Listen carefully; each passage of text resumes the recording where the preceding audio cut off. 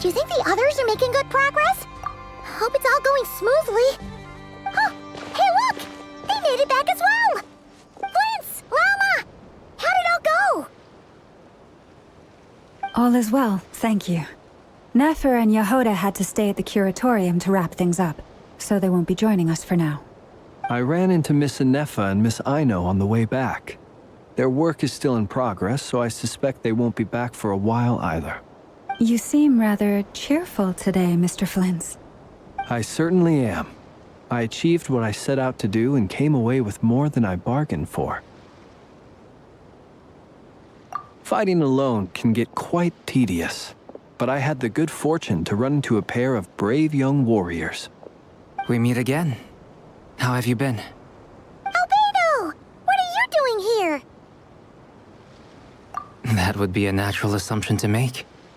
It's also the correct one. These two courageously lent me a hand while I was fighting the Wild Hunt. When they told me they were Servarka's colleagues, it all made sense. And given how people of outstanding talent tend to cross paths, it's no wonder you're already acquainted. So, who's your travel buddy, Albedo? Why don't you come and introduce yourself?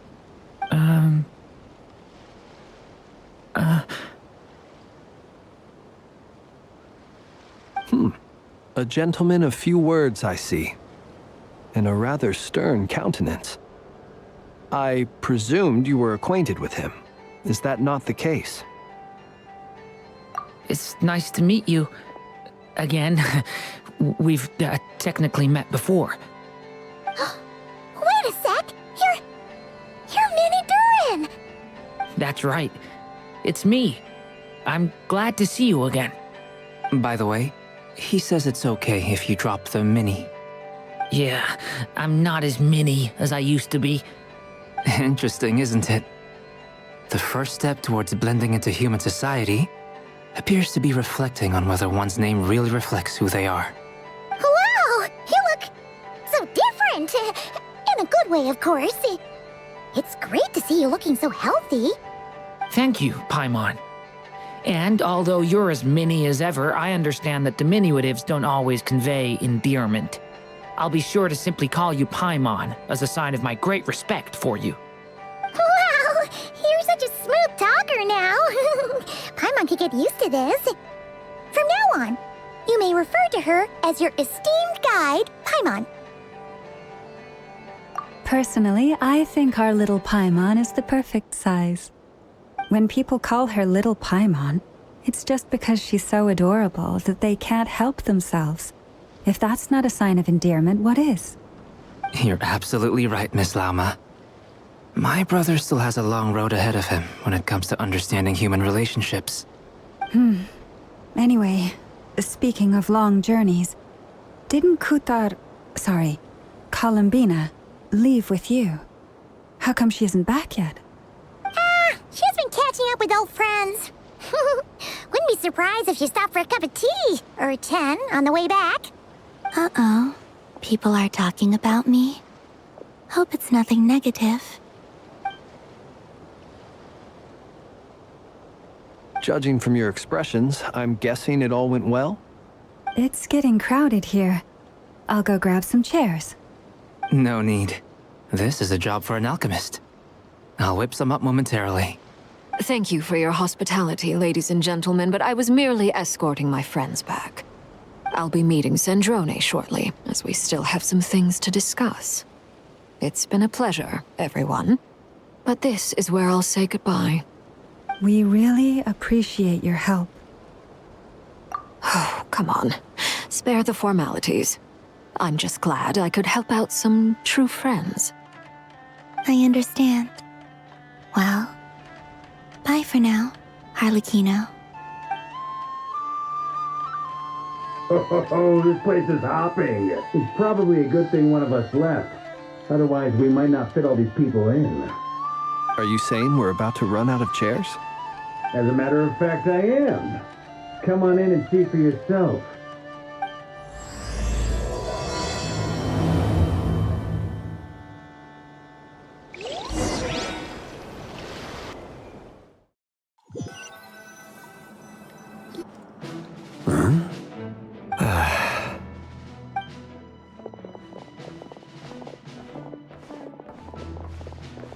I overheard your little chit-chat outside, by the way. With Miss Columbina's colleague gone, we should be back to the original crew plus the other colleagues I brought in. Though, it looks like we have another new face. Someone else managed to rope in a colleague too? Frankly, you and Paimon are the only people I know here. This here is Deansliff, colleague of Tibet's greatest guide, Paimon, and greatest adventurer, the Traveler.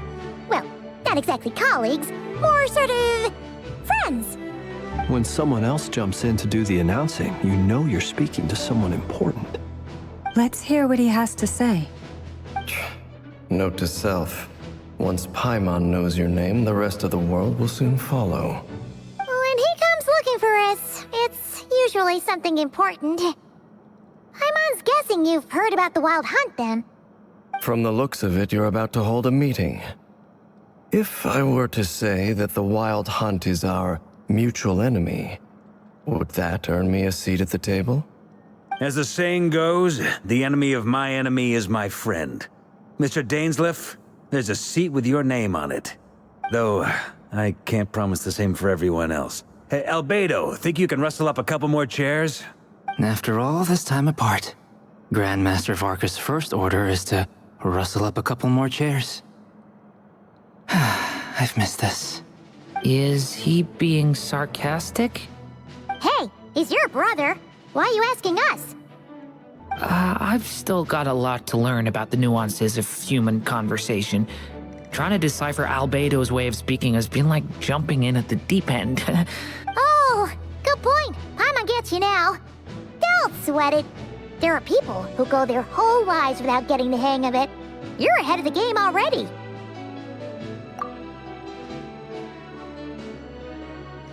I wonder what's taking Nefer so long.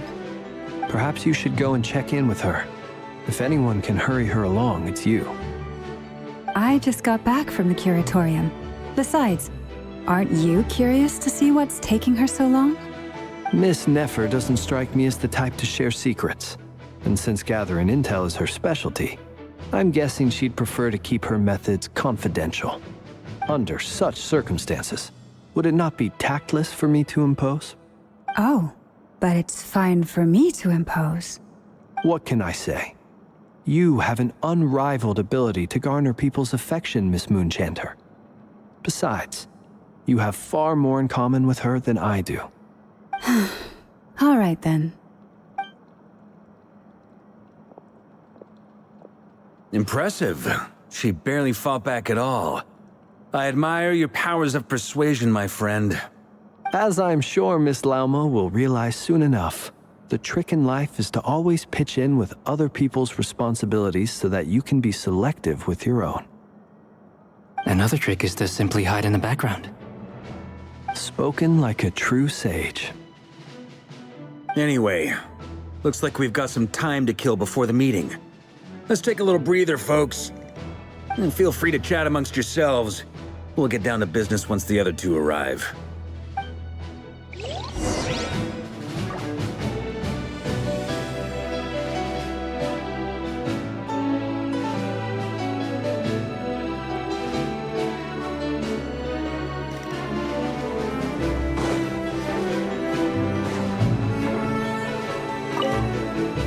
You're both awfully quiet. Why don't I start us off with an icebreaker? Much obliged. Have either of you ever had your portrait painted? If not, I'd be glad to help. That sounds like a lovely idea. You know how to paint, then? I dabble occasionally. He's an excellent painter. Tables, chairs, people, dragons, you name it. he'll paint it for you. I'm flattered. If I ever get the chance, I'd like to give it a try myself. I'll bear that in mind. Anyway, how about you, Durin? What sort of portrait would you prefer? Oh, I'd be fine with anything. Whatever style feels best to you. Very well. Then I'll play it by ear. You can replicate any style I want? I can try. If you show me a sample, I'll do my best to match it. Thank you. In that case, I'll dig up some reference material for you.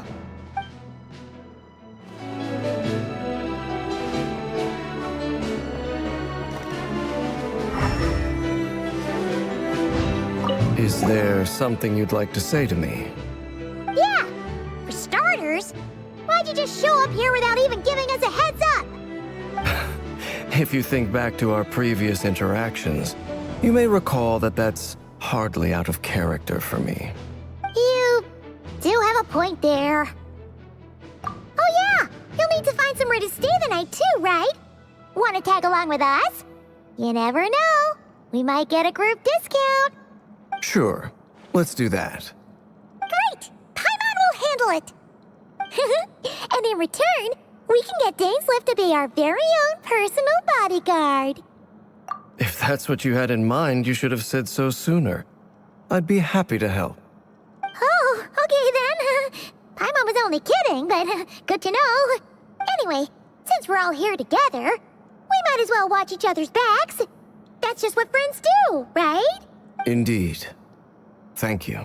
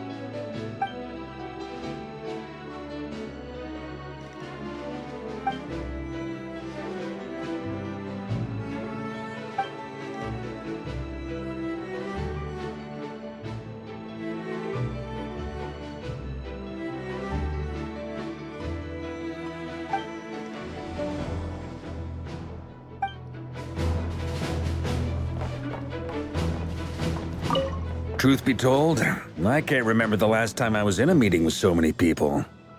You're not alone there, my friend. The Lightkeepers also struggle to bring everyone together for a serious discussion. I don't doubt that. I've only ever met two Ratniki, one being you, and the other being that young guy, Itlua. Itlua is a good apple. I'll give him that. He's kind, honest, and regularly delivers supplies to my lighthouse. A true Ratnik to the core. In that sense, he puts me to shame.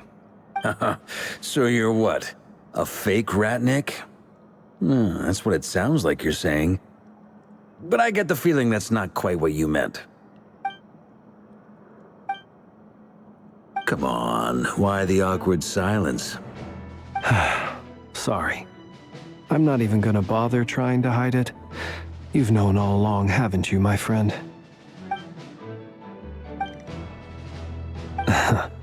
Now that was an awkward silence. Let's just keep this between ourselves. Probably best if Itlua doesn't know, huh? That goes without saying. Gotta be careful what you share with youngsters, after all. Anyone else in the know? Let me guess. The Traveler and Paimon? It's dangerous being too sharp for one's own good, you know. Then, in the name of the Animo Archon Barbados himself, I swear, your secret's safe with me.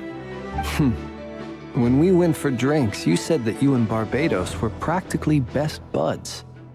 In the light of that claim, do you really expect me to take your oath seriously? Of course. Just as long as you don't go spreading around the fact that I'm close with Barbados, all right? Fair enough, then. Nothing like a bit of mutual leverage to seal the bonds of friendship.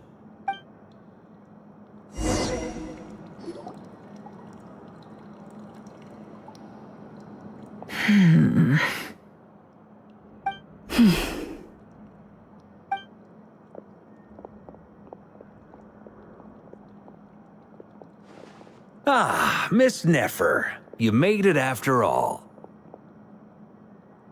But what about Yehoda? I'm here to give you an update on how things are going on our end. Once this is over, I'll be heading straight back to continue my work. I left Yehoda back at the curatorium to watch over things while I'm gone. Huh. So much for just this once. Shh! Not so loud! We're on a roll here! What if she remembers and suddenly decides to back out? Did you say something, Mr. Varka? Huh? I didn't say anything. Right, Flints? Must have been a frog. They get so noisy around here at nighttime. It's like they're putting on a concert in the background. Anyway, before we begin, there's a few introductions to make. Let me start by saying that it's an honor to be speaking before so many distinguished colleagues and collaborators. First up, we have Miss Lauma. As Moon Chanter, she's the leader of the Frost Moon Scions, a local religious community in Nodcry. Then there's Miss Nefer, boss of the Curatorium of Secrets, an intel gatherer extraordinaire. Nefer is leading the investigation into rerir's background, assisted by Yehoda and Lauma. From the little I've heard, they're making some great progress. Over here, we have Mr. Flints, a ratnik and guardian of the abandoned lighthouse. In our last operation, he courageously distracted the Wild Hunt to buy time for the rest of us. For those of you who've never met, this is Mr. Albedo, a renowned alchemist and captain of the Knights of Favonius investigation team. By his side is a new face for us all, myself included, Mr. Durin, who has come to lend his aid. Next up, we have the Moon Maiden and former Fatui Harbinger, Miss Columbina. Then we have the Traveler, who's earned more titles than I could possibly hope to list out, so I'll spare you the rundown. And Paimon, the ultimate travel companion and quite possibly the best guide in all of Tevat. Wow! That's a lot of people! Great turnout! Miss Nefer, it looks like you might have another job coming your way, so, congratulations on the booming business, I guess. You think I haven't got enough on my hands as it is? Who's looking for me now? That would be me, Miss Nefer. I have a commission for you. And you are? Who I am doesn't matter right now. What does matter is that I'd like you to gather more intelligence about the rerir of Solnari. Well, it's not as if we never take on anonymous commissions, but in your case, I'll have to decline. I'm gonna take a wild guess and say your job's probably more hassle than it's worth. Something about you seems like bad news. It's my eyes, isn't it? Conrian, I assume. And what's with the mask? Are you trying to hide your identity? In any case, the fact that you're even still alive raises an awful lot of questions for me. My name is Dainsleif. And yes, I am from Conria. As I'm sure you're aware, the rerir of Solnari's real name is Rerir. He was once an acquaintance of mine. Really? Then you must have been quite an influential figure yourself. You flatter me, but none of that matters anymore. My point was simply to clarify why I have asked Miss Nefer to investigate Rerir's background. So you're both from Conria, and it sounds like you used to be friends? What am I missing here? Surely you already know how he became one of the Five Sinners. I'll tell you everything I know. The history of Conria, the names and identities of the Five Sinners. I remember it all like it was yesterday. I have never spoken openly of this before. But the truth was exactly as people say. The Five Sinners were each driven by their own desires, and it was by playing upon these that the Abyss tempted them to their fall, tearing Conria apart in the process. The visionary, Vedafinir, who wished to foretell the future. The wise, Haroptatir, who sought limitless knowledge. Gold, Rhindaughter, who desired to create life. The foul, Sertologi, who pursued supreme strength. And last, but not least, Rerir of Solnari, Rerir, Ravager of the Moon. Of the five, Rerir is the only one who remains a mystery to me. He never harbored grand ambitions. So what changed in the space of a single night? How did he come to fall like the others? In other words, you're saying that his change came as a shock to you, and you have no idea what actually happened? That's right. You mentioned how the Abyss tempted them, which led to their fall. But what did that look like in practice? And what other context can you give me about the events of that time? The more detail you can give me, the better. Strangely, now that it comes to it, I hardly know where to begin. The fateful night took place during the era of the Eclipse Dynasty. One day, my elder brother, the visionary, Vedifenir, was summoned to the palace by the Vinster King, only for the king to gouge out his eyes and cast him into the dungeons. When I came to hear of this, my fury knew no bounds. I gathered together every ally I thought I had, and together, we set a night to storm the palace and free Ved. Centuries on, the memories of that night still haunt me, like a never-ending nightmare. We broke through the palace gates, just like we had planned, each striking towards our separate targets. But then, I was betrayed. Even Vedifenir, the very person I had come to rescue, abandoned me and partook of the Abyss's power. So, it's personal after all. Then tell me, Mr. Dainsleif, what price are you willing to pay? You, of all people, must know that nothing comes for free. I cannot say what price would be worthy of such a commission. But know this. Rerir was not always a madman. Believe it or not, there was a time when he was just an ordinary man, working for the Conrian Intelligence Service.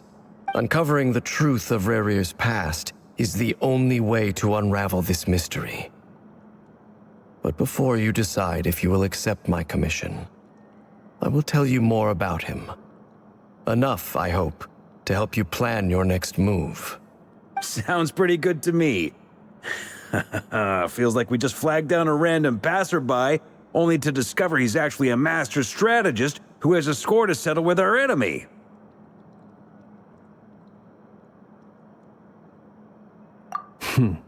Can I borrow your halo? It could be useful in the lighthouse. Hey, enough with the wisecracks! Besides, isn't that lamp of yours bright enough already? Relax. It was meant to be a compliment. If that was a little over the top for your liking, I'll make sure to tone it down next time. I'll give your proposal some serious thought, Mr. Dainsleif. Let's speak in private once the meeting is over. Before that, there's a few things I'd like to share.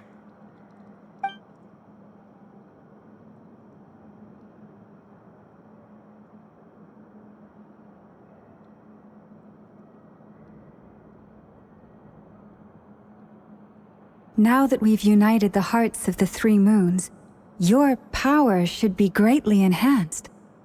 But it seems like that hasn't happened yet? I believe it will take a little longer. You've done so much for me, so I want to be completely honest with you all. Even though I'm doing a lot better now, the truth is, my recovery will likely be an ongoing process. From the moment I was born, my power has been slowly ebbing away. And that is because Tevat has never accepted me. Even with the moons united as one, it seems my rejection cannot be undone. So far, I have yet to find a solution. It may turn out to be a problem that will plague me until the day I finally leave this place behind. Even so, I will do everything in my power to help you drive out the rerir of Solnari. As Arlecchino put it, this is not about chasing the spoils of victory. It's just a gesture of heartfelt gratitude. Kutar.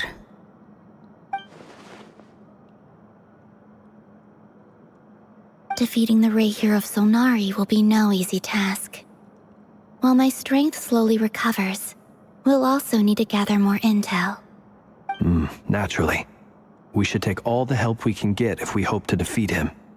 We've considered several viable plans now, but our choice hinges on the answers to a few key questions. Is it even possible to kill rerir? What experiences shaped the person or monster he became? And what's he really after?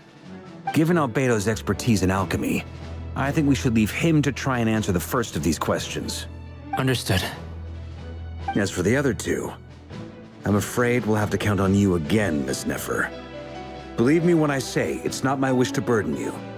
But right now, relying on your skills is our only option. So you're placing all your hopes on me, huh? We can't thank you enough for agreeing to help us. Honestly, I can hardly believe how lucky we are. You sure have a talent for changing your tune, Miss Moonchanter. Timid like Yehoda one moment, then flinches insincere flattery the next. Ladies, please. I must object to your portrayal of me. That's all. Feel free to keep bickering. Just pretend I'm not here. I almost don't want to leave this room. I'm curious to see how this plays out. I have faith in you, Miss Nefer. Something tells me you'll stand by us until the very end. Oh? And what makes you so sure of that? What if I suddenly decide that my compensation is insufficient? This isn't about the money. I can sense that you've got a deep-seated distaste for rerir. And knowing you, that alone is motive enough. Look at them getting along so well. Like two peas in a pod. And I'm the one they accuse of insincere flattery. There is no justice. Miss Lauma, you have to understand something. Unlike you, I don't actually enjoy having everyone's hopes on my shoulders. Is that right? Well, maybe the fact that I'm willing to put my hopes in other people says more about me than you. But the fact is, I also trust you. And that's because I know that you're someone we can count on. Anyway, we've got our plan, so let's get moving. Mr. Dainsleif, let's talk. And Traveler, once we're finished, if you've nothing else planned, I'd like you to come with me. This whole experience is teaching me a lot. For instance, I now know that when other issues come up in the future, I'll have far more luck getting Lauma to convince Miss Nefer than trying to do it myself. Hate to say it, friend, but that's one of the funniest things I've heard in a while. Why? You think I've got it wrong? Quite the opposite. But what makes it so hilarious is how long it's taken you to realize.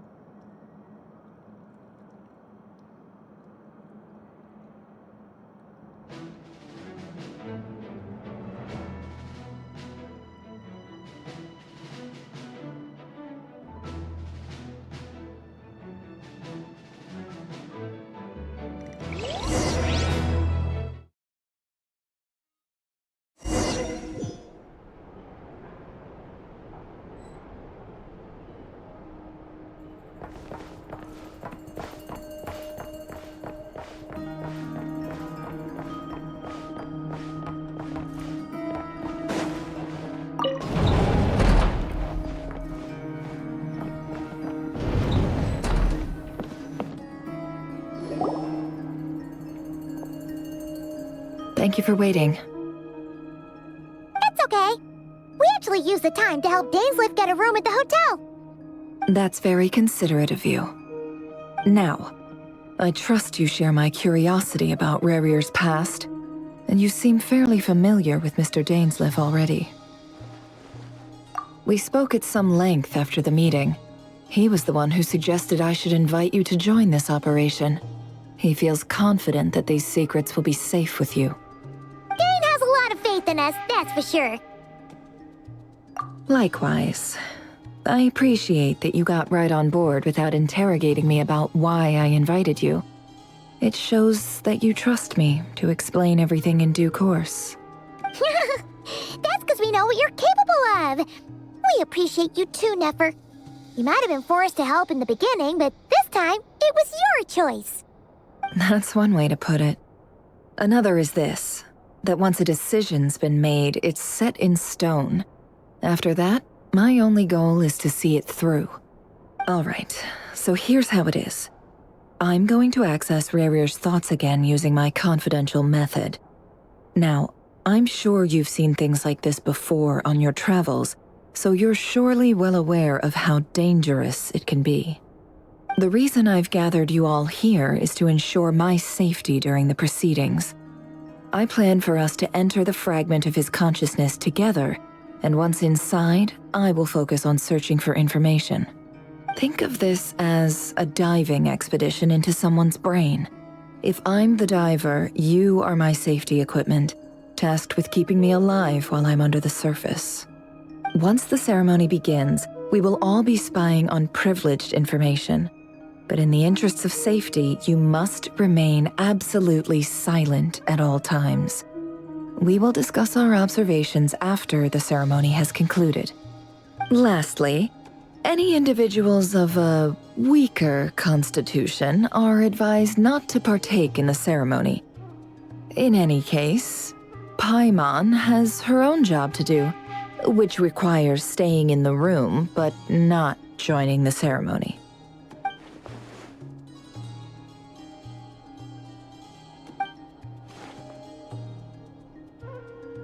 Well, good luck, everyone. Sounds like all Paimon can do is cross her fingers and root for you guys. There's a little more to it than that. I was being serious when I said you have a job to do. While the rest of us are inside rerir's mind, it's imperative that we have a team member on the outside. In the event that something goes wrong, you will be our first responder. I don't anticipate any issues, but the extra level of safety will be greatly appreciated. I second that. This is a dangerous operation here, and you're our whole rescue team. That's pretty much the most important job in the crew. So, Paimon's like the lifeguard? Yeah, that makes sense. All right, got it. Good. Please, take a seat. We'll get started momentarily.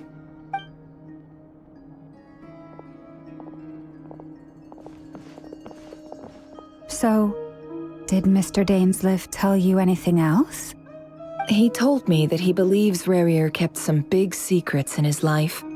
He's not sure that they were the cause of his eventual downfall, but he's asked me to uncover what those secrets were all the same. But surely you're not planning to go through with this, no matter the cost. If you think that, you'd be overestimating me. I'm a businesswoman, not a mercenary. But I do have my own professional reasons for taking this job. You think I'd turn down the opportunity to get a first-hand glimpse into Conrian history? No chance. Well, as long as you don't let morbid curiosity get in the way of safety concerns, we're good. We'll do whatever we can to help you. You're such a killjoy.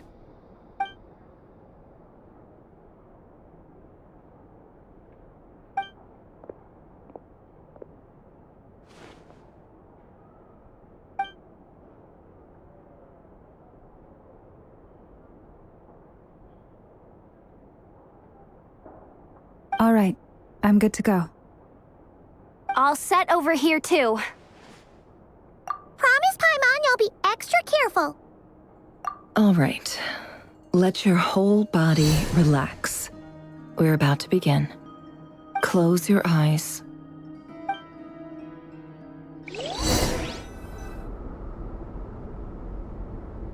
Phew. Could this be his office? Pretty standard setup. Bookshelves, paperwork, files. According to Dainsliff, rerir used to be an intelligence operative. Chances are there's plenty of top secret intel stashed away in this room. Is this where you keep your secrets, rerir? Can't say I'm not looking forward to this.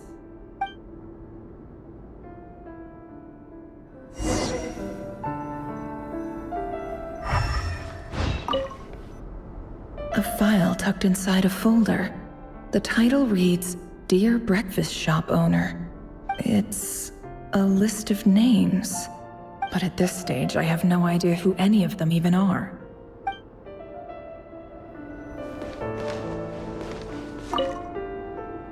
Wonder what kind of encryption technique this is. Seems like it has to be inserted into that camouflage device nearby. Aha! It's an audio recording. Please, hear me out.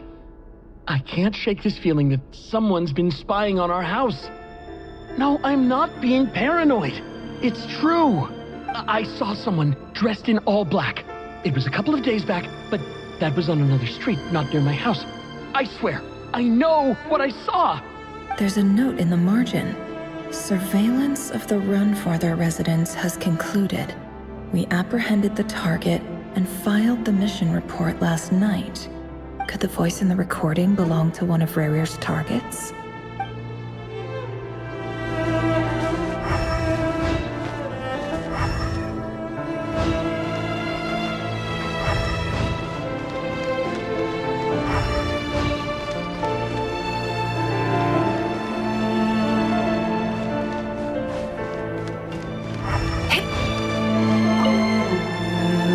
Bookshelves full of documents. Looks like these are all files, packed with the personal details of individual Conrians. The Crimson Moon dynasty preceded the eclipse. Since Rerir worked as a secret agent during the latter, it stands to reason that he was tasked with purging remnants of the old dynasty. Yep, lines up exactly with what Dainsleif told me.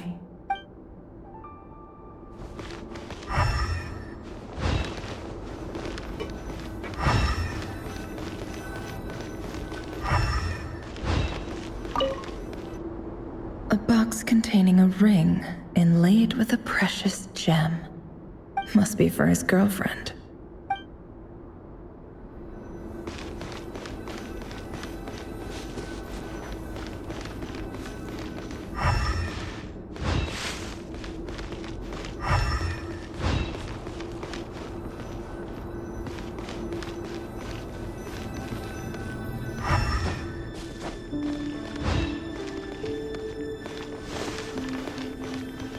He looks even gloomier than last time.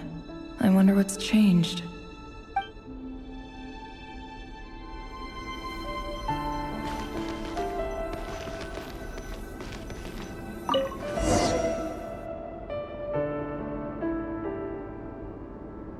Today's files are in. Time to wade through them just like usual.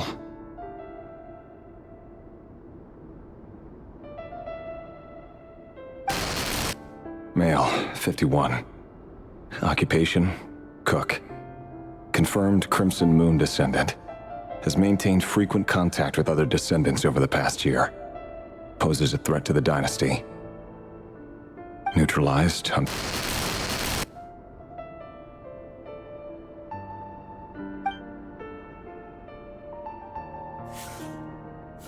This one should be archived under purged targets.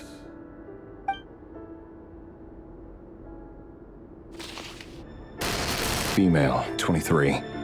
Occupation, office clerk. Confirmed Crimson Moon descendant. Has maintained frequent contact with other descendants over the past year. Poses a threat to the dynasty. Neutralized on...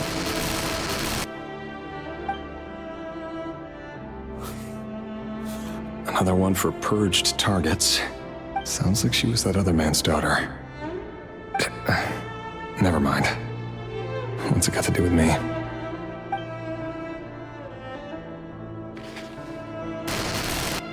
Male, 40. Occupation, teacher. Confirmed Crimson Moon descendant. Has been observed making contact with other descendants during the past year. Poses a threat to the dynasty. Neutralized on...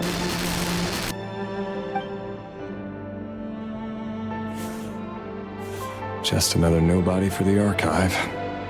Come to think of it, I remember surveilling this man. A case like his never would have been considered a priority in the past. Huh. He barely even interacted with other Crimson Moon descendants.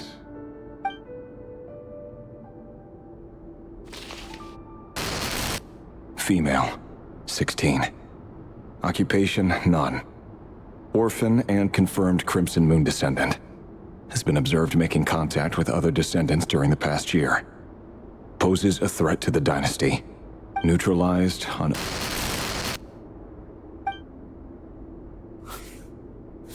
Filed.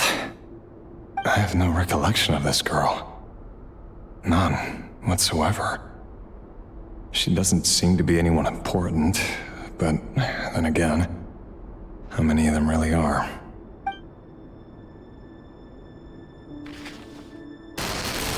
Female, 13. Occupation, none. Orphan and confirmed Crimson Moon descendant. Has been observed making contact with other descendants during the past year. Poses a threat to the dynasty. Neutralized on... Filed.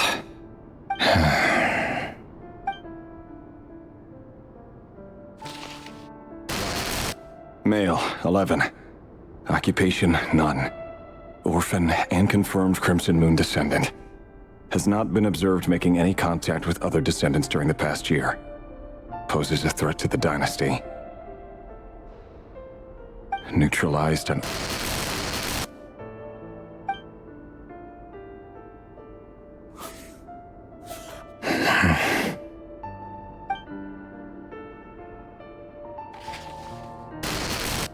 Male. 6. Occupation, none. Orphan and confirmed Crimson Moon descendant. Poses a threat to the dynasty.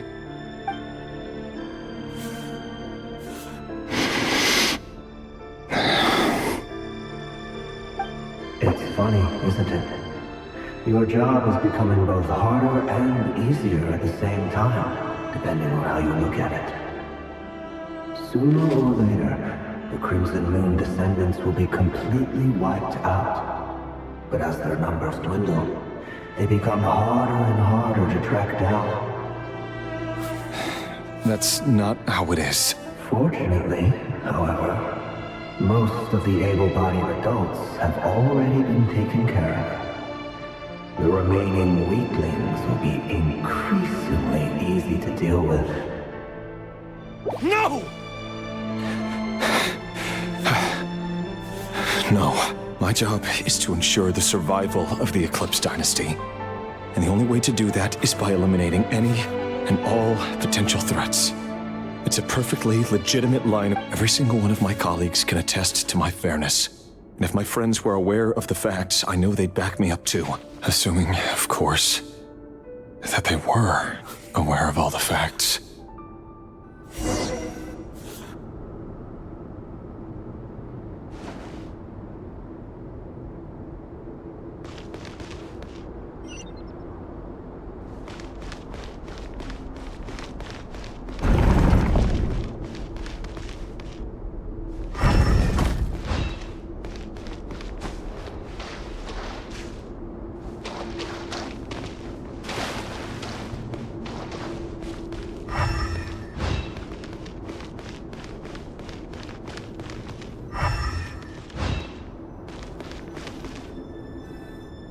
Mr. Vedifalnir, it's been quite some time since we last met. Rerir, I trust you're here because you have something important to discuss. Forgive me. I wasn't tuning out, it's just, I noticed you didn't even phrase that as a question. As if you knew I was coming. Tell me, does someone in your position ever feel the need to ask questions at all? It is indeed within my power to foresee certain things. Things like your arrival. I was just thinking. It won't be long before I'll be inviting both you and Dane to my wedding. That isn't a lie, but nor is it a fact as such. It's a wish, isn't it? No fooling a prophet, is there? Ever since that day we met for drinks, I knew it was only a matter of time before you came looking for me. Does it feel good? Knowing how the future will unfold. I'm afraid the notions of good and bad fail to capture the complexity of what such a power entails. Once you've seen what will come to pass, it can be all too easy to succumb to fear and melancholy. Unless, of course, you learn to abandon these feelings. You fear my silence, and long to hear the words I left unspoken that day. That's right. You must have noticed my reluctance to broach the subject. And the reason is simple. Because the truth could never have lived up to your hopes. For both our sakes, such words are better left unsaid. The burden of prophecy was never meant for your shoulders. So who exactly do you deem worthy to hear your prophecies? None but our exalted king? Or rather, our king as he once was. You're closer to His Majesty than I am. You must know better than anyone how much he's changed. You say that as though it is to my benefit. Yet precisely because of that, I dare not speak rashly. A king can turn out to be the most virtuous of rulers, or a tyrant more terrible than the most vicious of dragons. You are so wise and far-sighted, yet still you would have me live in fear of the unknown? You make a fair point. Especially given my silence alone was all it took to send you spiraling downwards. Very well then. Let me offer you some advice. And I say this not as a prophet or a visionary, but simply as the brother of your friend. For many reasons, there is very little chance of your marriage ending in happiness. If happiness is what you seek, you should find another fiancé.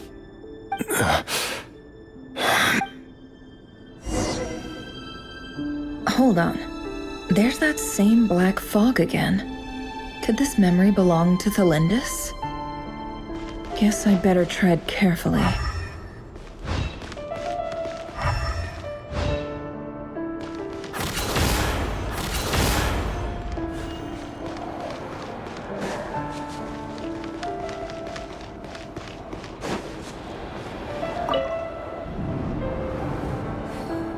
Wait.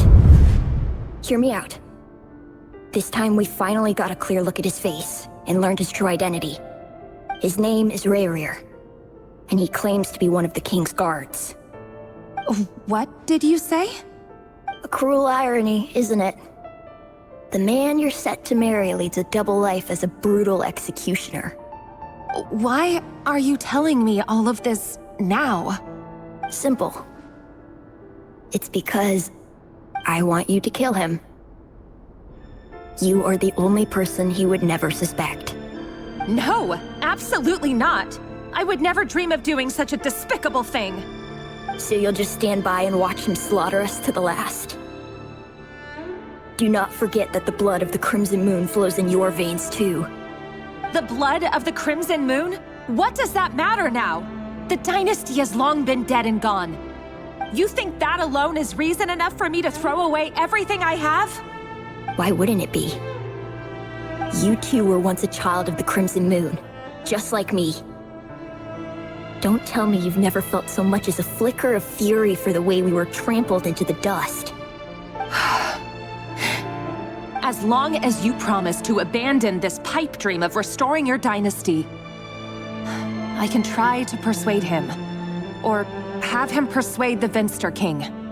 Persuade the Vinster King? Do you even know why he's so obsessed with hunting us down?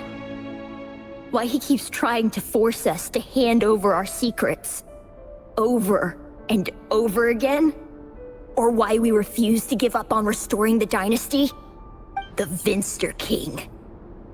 A blind fool. His eyes clouded by powers from beyond this world. A petty little man with a miser's heart. And he dares to sit upon the throne? Mark my words. Sooner or later, Conria will fall. And it will be his doing. If you can't bring yourself to do it, so be it. Just you watch. It won't be long before calamity descends upon us all. The rerir of Solnari. That really is quite a secret you've been keeping from me, rerir. But who am I to talk? Am I really any better? I've kept my own past a secret this whole time too. Love should be built on honesty. But ours was born from lies. And yet, is it really so wrong to hide things that would only make life harder? If we don't cover up the parts that no one else should see, how can we go on pretending to be normal? Vedifulnir must have known all this. And that's why he made his prophecy. In the end, nothing stays hidden forever. But I won't just sit by and watch this disaster unfold. I'll do everything in my power to protect what I cannot afford to lose, no matter who I have to face.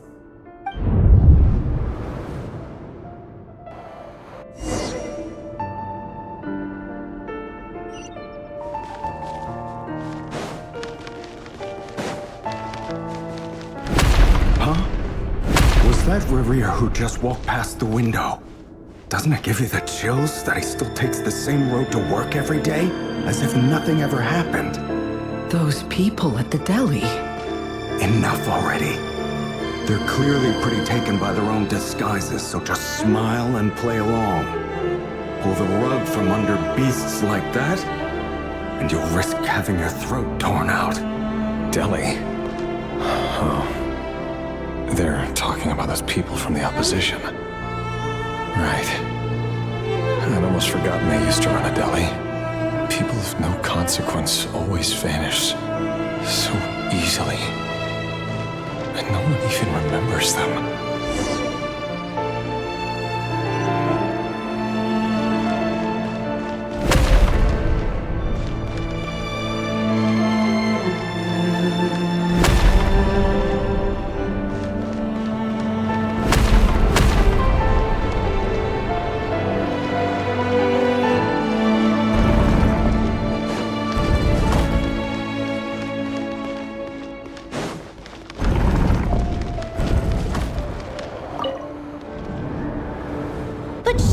You can see he's not the man he pretends to be. So many have died already, and they say that the king's madness grows with each passing day. We're not going to survive this, are we? But why does it have to be this way? Do we really deserve to die just because of the blood that runs through our veins? Felindis, are you even listening? Sorry, Freether. My mind was off wandering. I heard you, though. You're talking about what rerir said. He's just following the king's orders. He's a secret agent, and it's his job to hunt down rebels and dissidents. By the time you first met him, he'd already taken lives. Maybe he was using you from the very beginning. No. rerir has no idea I have anything to do with the Crimson Moon. My family are only distant relatives of the main lineage, and besides, my eyes are perfectly ordinary. Truth be told, apart from my teacher, pretty much no one knows I have any connection to any of it. It's been a long time since my family severed ties. But as Orlog said, who could possibly talk sense into that raving lunatic of a king? No one. I'll work something out. Trust me, I'm with you all. But for now, you need to keep yourselves hidden. Don't let anyone find you, anyone at all. Don't forget that rerir is an Eclipse operative. You need to be extra careful when he's around. And when I am too. For now, don't come looking for me. And if anything happens to me, just act like we've never met. If even you can't escape this, what hope do the rest of us have? But after all this time together, surely he wouldn't lay a hand on you. I won't speak in his defense, nor can I give you a clear answer to that question. But I'll do everything I can to put an end to this. Here, hold on to this. If an opportunity to escape presents itself, take it. you'll be glad you took some spare change. You call that change? But what about you? I've got a job, and there's still money coming in. But you can't go anywhere right now. Please think about yourself for once.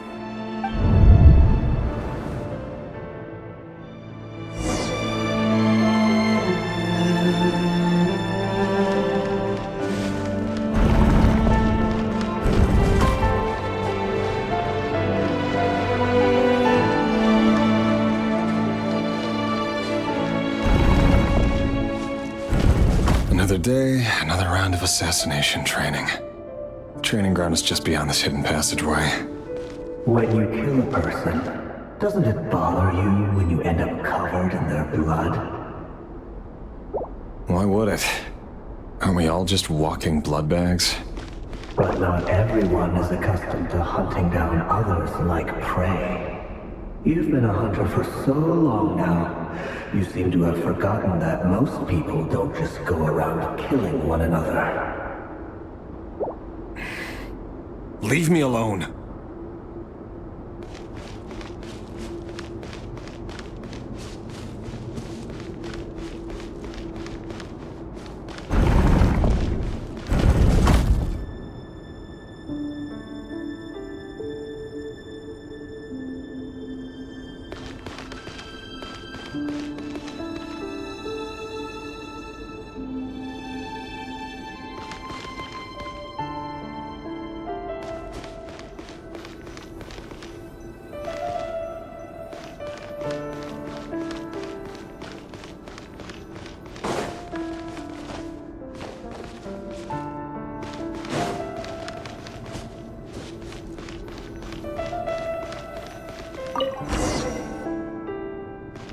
Make sure you have a firm grip on the handle. Then choose your angle well. Keep your movements light and brisk. And the prey won't sense a thing. I doubt that. I'll bet no one's ever died a quiet death at your hands. I work clean. No traces.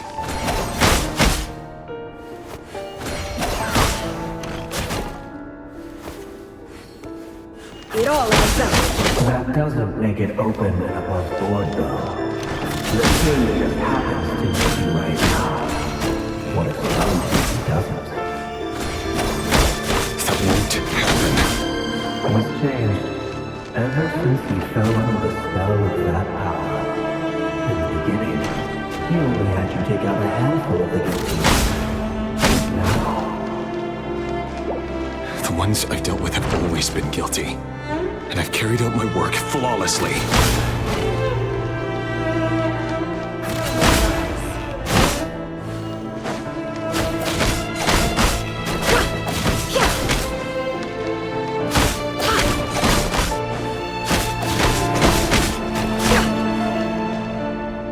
It all adds up. You know why the limit accept your proposal, don't you? Because he didn't trust you.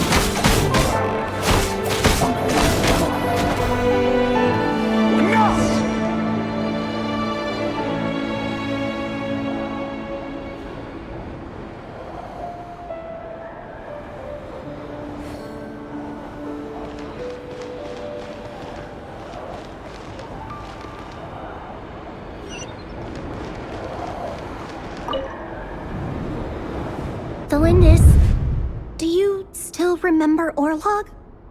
Orlog. The boy who was pretending to sell flowers. You spoke for quite a while, didn't you? Yes, we did. What about him? He was arrested 2 days ago. Chances are he's already dead. He... I just don't get it! After everything he's done, why do you still stand by him? Or does it mean nothing to you that people keep dying?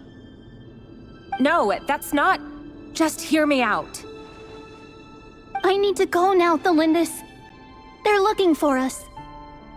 You take care too.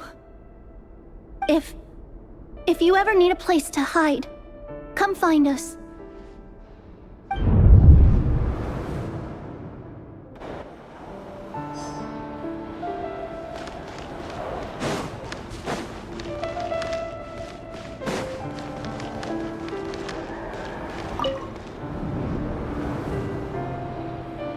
Author, Thelindis. Over the course of this week, the research object was subjected to interference for a total of 47 hours for experimental purposes. The results are as follows. All subjects of observation that were sent inside have now... The situation within is proving more problematic than anticipated. No progress whatsoever. What now? Won't you give me even a glimmer of hope? Things are getting worse by the day. I have to find a way or we'll all be in danger. But I... If all this research comes to nothing, what then? Sooner or later, it'll be my neck on the line. But could he really bring himself to kill me? No. Surely he wouldn't have the heart.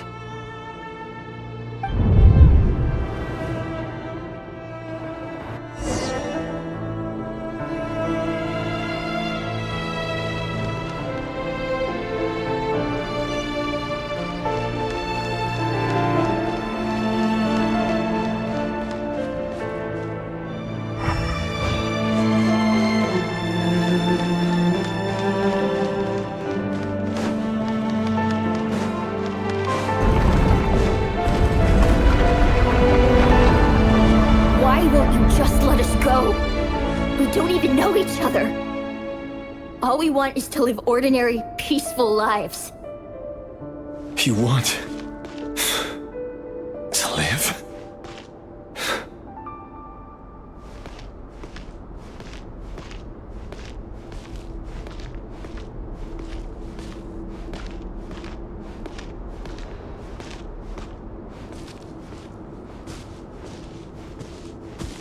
Yes. I just want to go on living. Is that really such an unforgivable crime?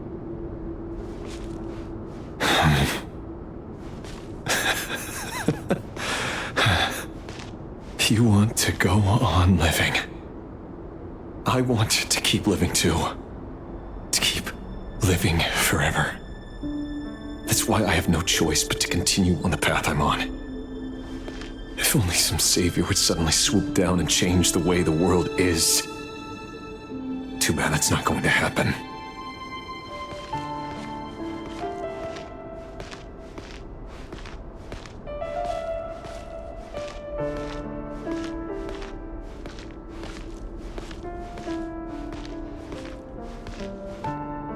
Imagine that. If there really were such a person, you and I wouldn't be standing here like this, would we?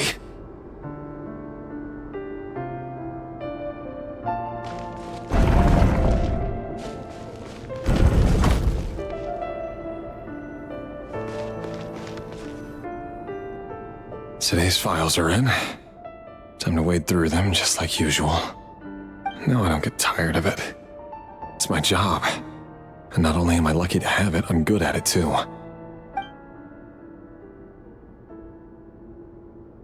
Huh. Wait. That's...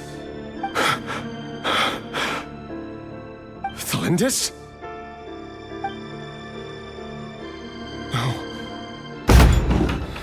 No! No! Why? But you bear no mark of the Crimson Moon. How could you possibly have anything to do with them? It cannot be!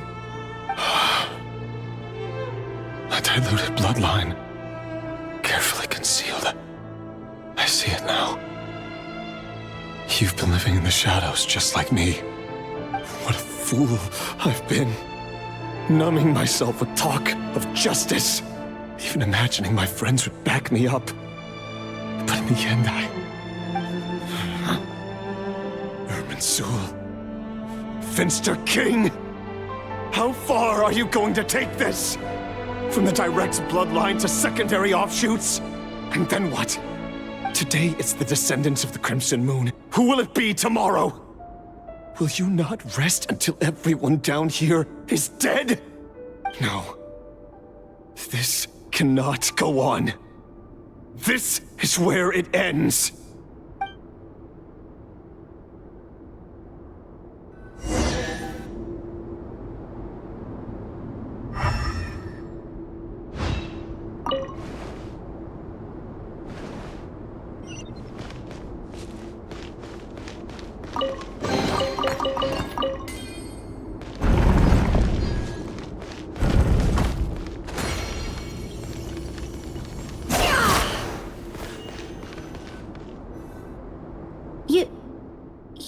really letting me go? I am. As long as you can guarantee that no one will find you. Don't worry, I'll be extra careful. No one will know I was here. But... what about you? Me? If you let me go, you won't be able to complete your mission, will you? Good point. In that case, maybe you should stay. No, please! I just want to see the outside world again. To... Go on living? Yes. I know you're a man of your word. So please, just let me go. If I let you leave, what will become of me? Just kidding. Go, now. But remember, don't let anyone know you were caught. We'll be seeing each other again very soon if you do. Even shadows in the dark must live by a code. But you can't save everyone. You've been whispering in my ear for days now, Vedifalnir. What are you trying to do? Break me down? I only say this because you long for an answer to your problems. Let her go, Rerir, or you risk losing everything. I will not abandon Thalindis. Then you'll need a little more vigilance and a lot more power. The world is changing, Rerir. Keep your eyes peeled for your moment of opportunity. That voice used to be so unclear. But now I know exactly whose it is. It's Vedifalnir. He won't tell me how to actually resolve any of this, but he keeps trying to manipulate me like a puppet. What's his game here? Tell me then. What will this moment of opportunity look like? And no answer. He's like a ghost. Always disturbing me when I'm on edge, but never answering when I need him most. So, the Eclipse Dynasty was purging, well, massacring the descendants of the Crimson Moon. And it seems like it was all connected to the Vinster King's research. The King's obsession with abyssal power left the future of Conria hanging in the balance. No wonder every aspect of Rerir's life was so unstable. And it looks like this Thalindis, Rerir's would-be fiancée, herself belonged to a sub-branch of the Crimson Moon Dynasty's descendants. It almost defies belief that a couple like them could hide the truth from each other for so long. If the Vinster King hadn't intervened in such a drastic way, they might have gone on deceiving each other for the rest of their lives. And why does Vedifalnir, Daneslif's older brother, keep talking in Rerir's head? This guy kept more secrets than I ever imagined. The human mind is like a vast desert of shifting sands. When you follow the flow of someone's memories, you only ever see the parts they're willing to let surface. Time for something a bit more creative. We've been inside Rerir's mind this whole time, building up a picture of his psyche. There's already enough clues on the board to start reading between the lines and mapping out the rest. Now, we can finally begin to put the pieces together. Sure, it'll only be a reconstruction, part simulation, part reasoning, but it's usually pretty accurate.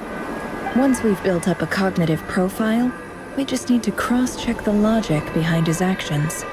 And then we'll be able to take a sneak peek at whatever it is that Rerir has really been hiding.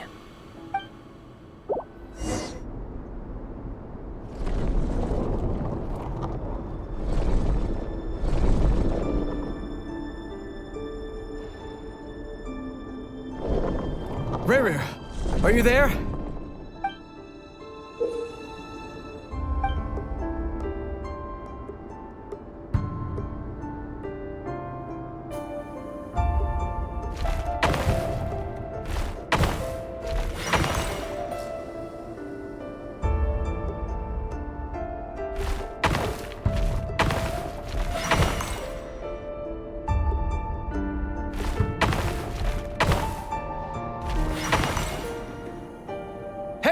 Rerir!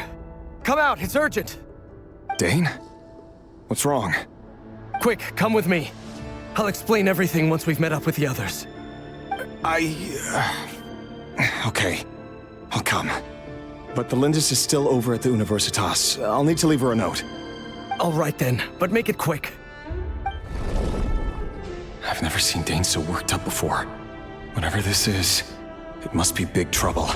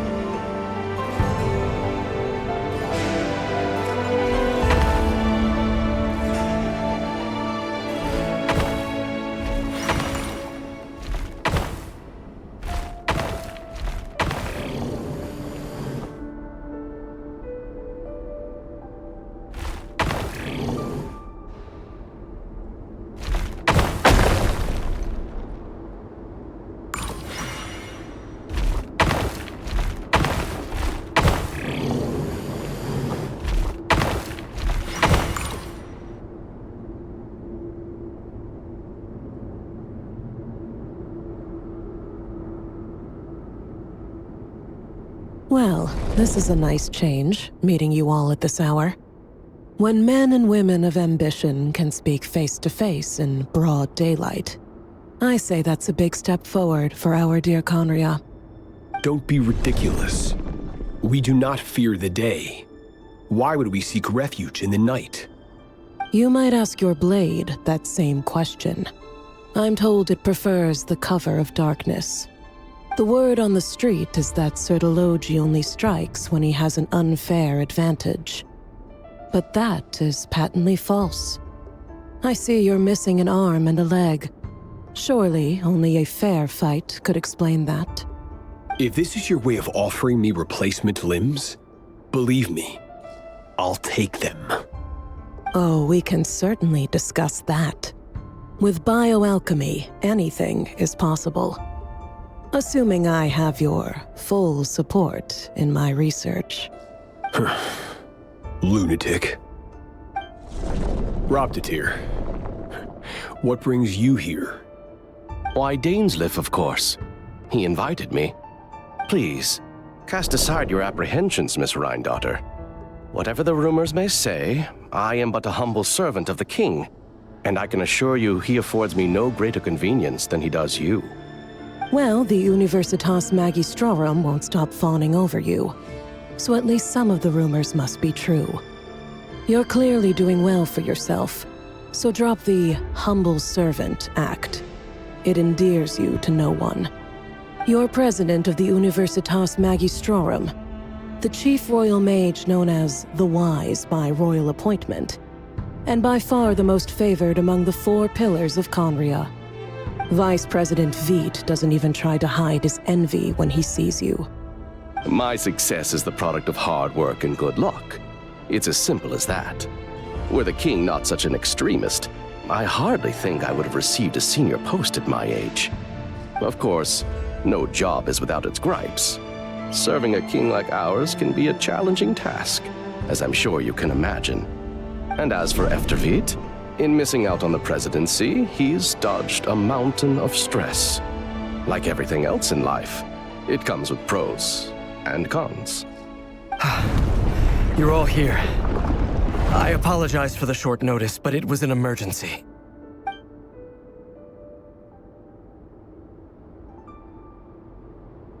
You must be Rerir.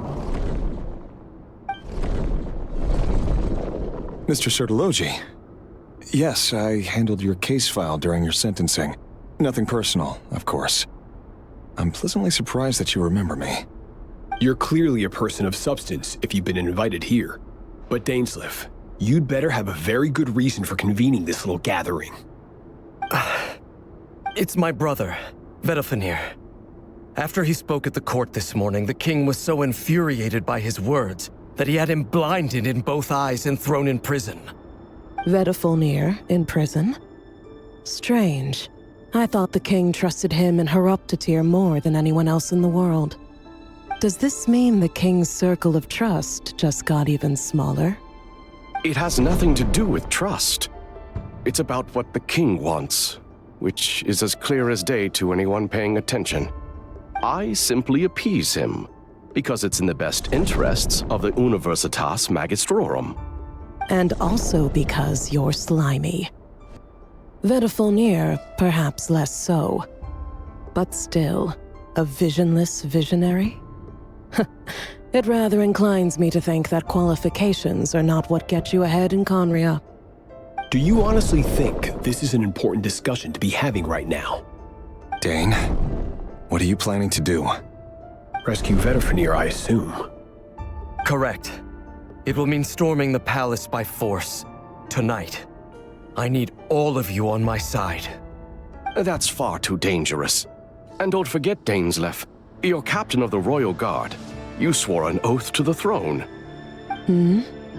You've been planning this for a while, haven't you? I have no desire to commit treason. But whatever critique the king may have of Vedafulnir, disfiguring your most loyal subject for putting the best interests of his court and nation first, this is not the conduct of a wise ruler. My blade will force the king to see the error of his ways. So, Vedafulnir's prophecy enraged the king. I'm sure it wasn't what he wanted to hear, but if he won't take counsel even from the visionary, that is deeply troubling news. The extent of His Majesty's madness is now all too clear. The question is, how does a man like me get out of this situation unscathed?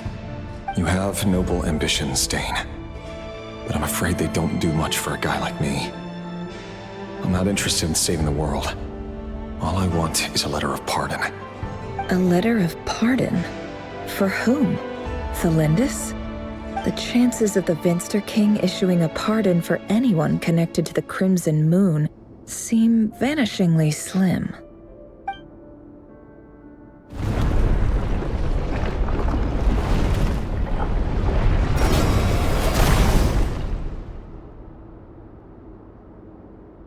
This black fog over the board must have some connection to Thalindis. But why is it taking this form? Does it have something to do with rerir's past? Another mystery I'll need to unravel.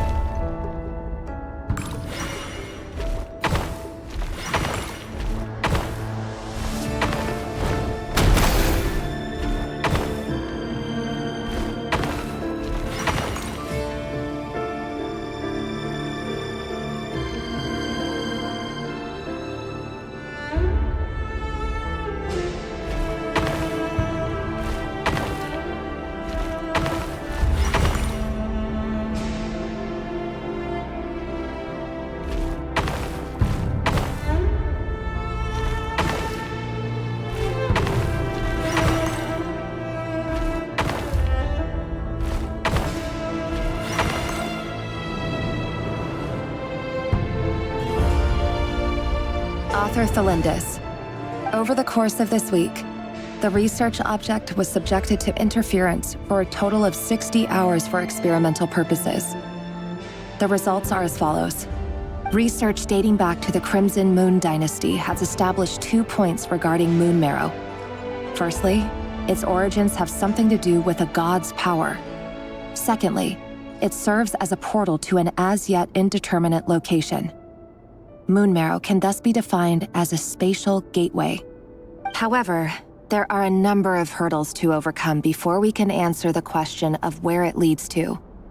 To start with, opening the gateway requires a specific power source, which the relevant literature indicates an enormous amount of power is then required to keep the gate open. Currently, the total power output of our instruments remains in the single digits. To make matters worse, I am now the only staff member remaining in the Moon Marrow lab. The Universitas Magistrorum recently decided to move most of its personnel into abyssal energy research, which has stymied all Crimson Moon-related projects. This is not a wise move. I have always maintained that placing all our hopes in a single source of power is risky, especially one as poorly understood as this. As well as making ourselves overly reliant on a single resource, we are neglecting other promising technologies. I apologize if this comes across as disrespectful. But as a Moon Marrow researcher, I desperately want to see the world beyond the gateway. If we really made it there one day, what would we find? And how would we go about taming the unknown? My imagination is endlessly fueled by questions such as these.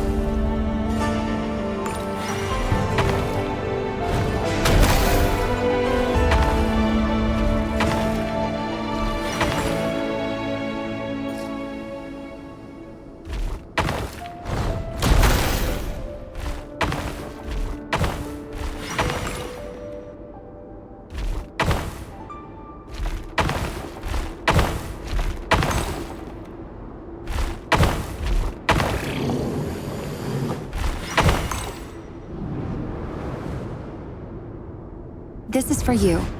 I heard you're gonna leave the city with your parents. Valindis, did you hear about what happened? I've heard nothing. Rerir got back very late last Friday, and he was acting a little unusual, but he slept pretty well, so I'm guessing whatever he did was a good deed. You never saw him, and I don't know what he did. And this conversation never happened. You understand? What if he finds out that you pried into his secrets? Don't be silly. I don't know what secrets he does or doesn't have. All I know is he's just a normal guy who happens to run some errands for the king. Are you scared of him? I don't know. The Rerir I know doesn't match the person you all describe. Logically, I should be scared of him. And yet, I don't want to lose him. But enough about that. You should get going, and be careful with the package I gave you. Keep it secret. Keep it safe. What's in it? A piece of the moon. All you need to know is that as long as you keep it safe, then in the future, everyone will be able to see a red moon. A red moon? You mean our moon? That's right. Our moon. Promise me you'll look after it. I promise, Valindis. The Crimson Moon bloodline will never die out. Its light, the color of blood, will become like a fire that flows in our veins, no matter how long it takes.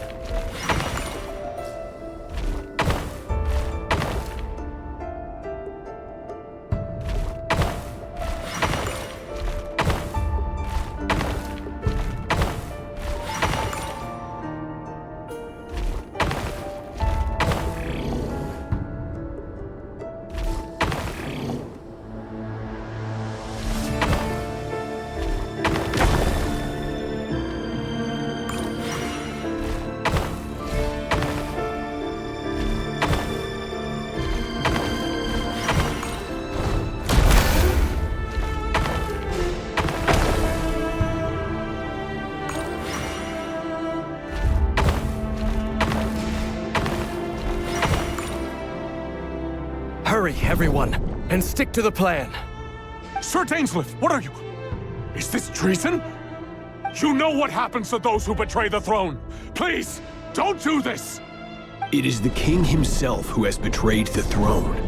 He has betrayed all of Conria. If you have any love left for justice in your heart, you should join me. It's showtime. Dane and his group will handle the troops in the palace. Then Hraptatir and Rhindaughter will disarm the security measures. My job is to enter the prison and rescue Vedifalnir. Stay safe. Wish me luck. Look after my brother. Draw your blade. It is time for justice to prevail.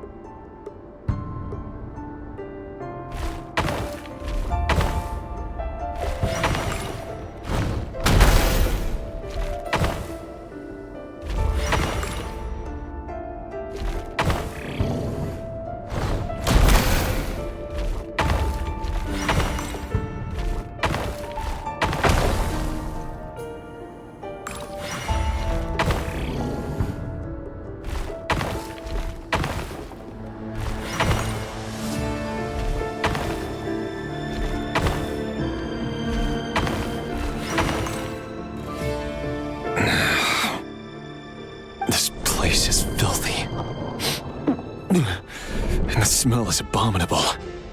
Clearly, the king doesn't allow his prisoners a single shred of dignity. This is dire. Found you. Hello, Mr. Vedifalnir. It's you. Surprised? Oh, wait. I guess surprise isn't an emotion that prophets feel very often. I certainly felt some surprise in the moment when I was blinded. Surprise at the king's sheer ignorance. Surprise at just how unfairly this world responds to words of earnest remonstration. I'm curious. What did you prophesize this time? It wasn't a prophecy. It was a word of warning. Someone had to say it. The king has forsaken all reason in pursuit of his obsessions. I simply told him that if he continues on this path, Conria will surely fall. But he didn't listen. Worse still, he stabbed you in both eyes and locked you away. Dane asked for my help. The court is in complete chaos now, but I'm sure you predicted that. Everything is transpiring as I foresaw, yet I am powerless to change it. Fate is an immutable force. I can but lament as the inevitable unfolds. I do wonder whether giving a man the power to see the future does nothing more for him than slowly crush his spirit. Forgive my curtness, Vedifalnir, but the king did not suddenly turn on you today. His suspicions have been brewing for a long time. You can't have wisdom beyond the reach of your fellow man without attracting his fear and suspicion. There are things the king does not want to see. So, he doesn't want you having visions of them either. He blinded you because he thought this would make the visions stop. He wasn't entirely wrong. I did indeed lose my power to see the future. Right up until... Until what? just now, I believe I saw something new. Well, tonight could go a lot of different ways. 5 of us banded together to storm the palace, also we could rescue you. This will go down as the most tumultuous day in Conrian history. I sense hatred in you, but also hope. A desperate hope that with the tyrant deposed, that will be the end of the story. But this is not the end. It is the beginning of a new chapter in a whole new story. There are many men of honor and courage in this world, rerir. But you are not one of them. You're not here for justice, are you? You're here for yourself. Is that a dagger? Interesting. Why not the polearm? It was always your weapon of choice. With your abilities, I don't doubt that you were able to recover some of your sight. But I also doubt that you want to make an enemy of me right now. Of course not. We're on the same side, aren't we? We could be. But I need you to be honest with me, Vedafalnir. At this point, you're my only hope for the future. You mean your future? With your beloved, Thalindis? Yes. And I know there are bigger things at stake here. A dynasty, a nation, maybe the entire world. But forgive me, I care first and foremost about myself. I can't abandon the one I love to save myself. I just can't do it. But you see a broader picture of the future than I. You see the solutions to the biggest problems of our age. So tell me, what is my solution? What's the answer? In matters of fate, answers are either right or wrong. What will be and what will not. Maybe you are willing to pay a certain price in the pursuit of happiness, but unfortunately, fate does not negotiate. That is the cruelest thing about fate. It is unmoved by your sacrifices. That can't be true.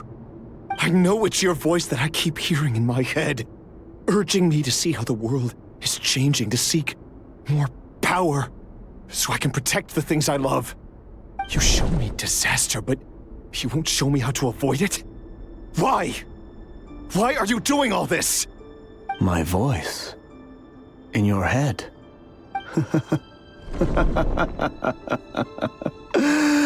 So, you hear it too. The voice that steals your mind, gains your trust, and drives you crazy. It turns out that we are not so different, you and I. Vedafalnir just broke into the strangest smile I've ever seen in my life, as if he'd discovered some monumental secret. But then he suddenly switched to looking extremely weary. Very well then. My advice to you is as follows. You must persevere. Whatever trials and tribulations you may face, be steadfast in the belief that they are your path to the future. For as long as you live, your story with Thalindis shall not come to an end. That is the only chance you have of fighting back against fate. It is up to you whether you believe my words. Regardless, that is all I will say on the matter. I have no right to intervene any further. I will hold you to your word. Thank you for setting me free. In return, I will tell you one more thing that you cannot afford to ignore. Just then, a strange wave of energy rippled through the city. We had no idea what it could mean. If I were you, I would head to the Universitas Magistrorum. The Universitas? Oh no! I'm sure we'll be seeing each other again very soon, rerir. Whatever Vedafalnir said, I didn't catch it. I didn't even help him out of the prison. There was no time to lose.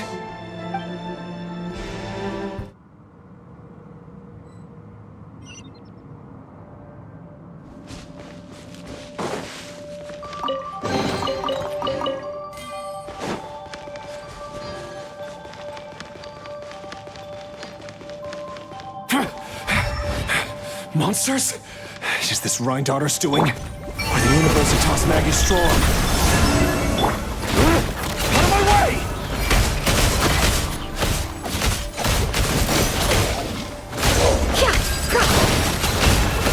It all falls into place.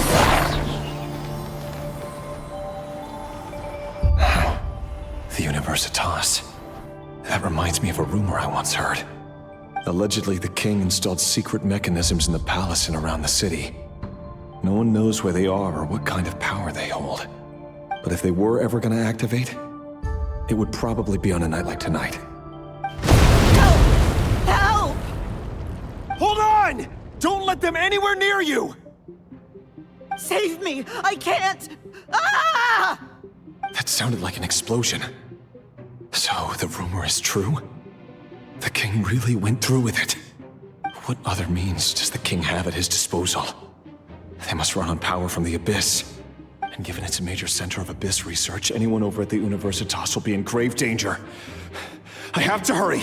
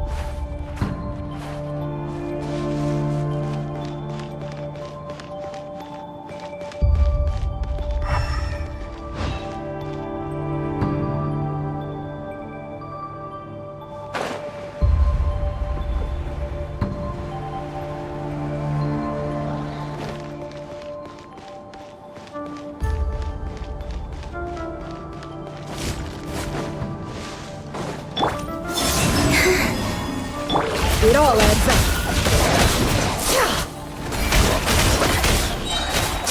Can't hide the truth. The mystery unravels. Let's see what you're made of. No more lies. It all falls into place. A moonlit night for all. By everlasting flame! Honed it! Without further ado, divine light, shield them! Time to conclude this. It all adds up.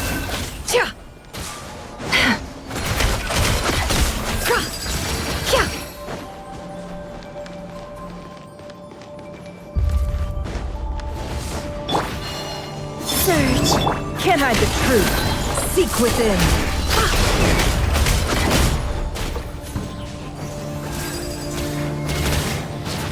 No more lies.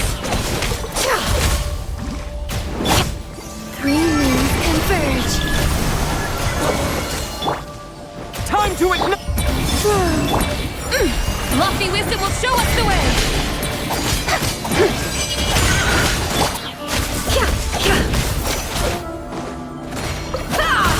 It all adds up. The deception ends here.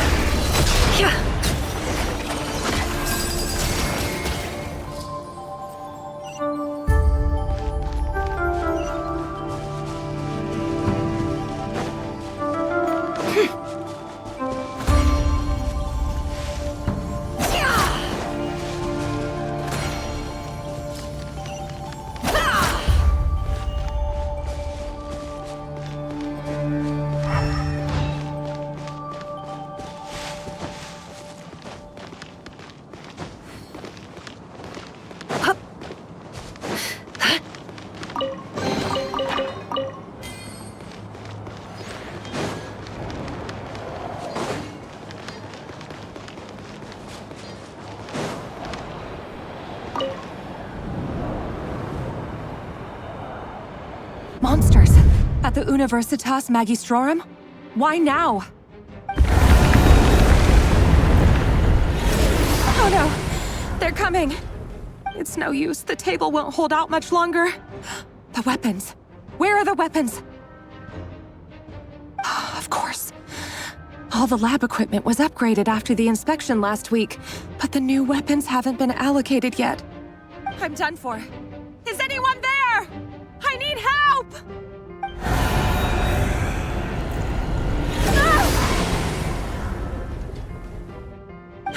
Stay back! Please stay back! Please!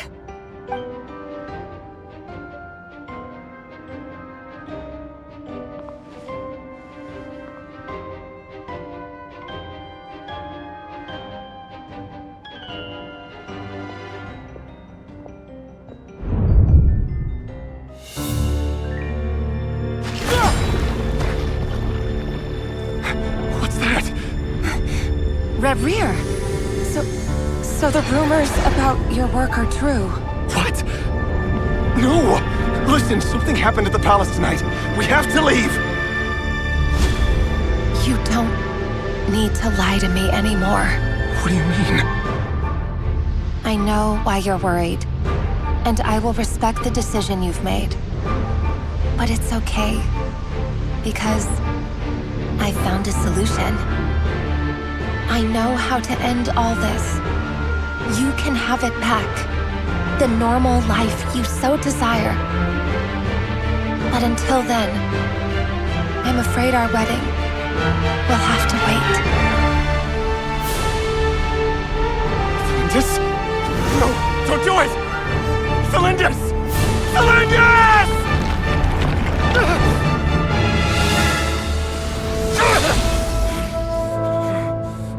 I told you, rerir. Let her go.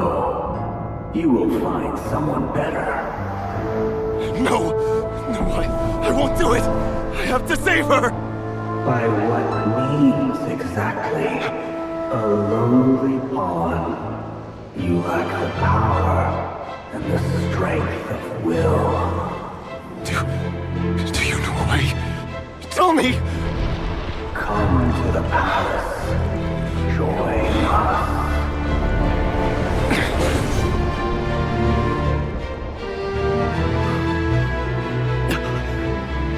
Rerir, thank goodness we... Step forth and take your share. You made it. Not you too.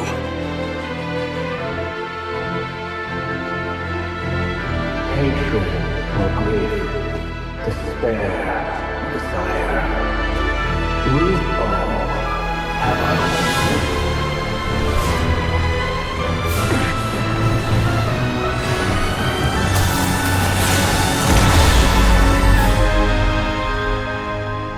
Rerir. Rerir. Celindus? Were you daydreaming?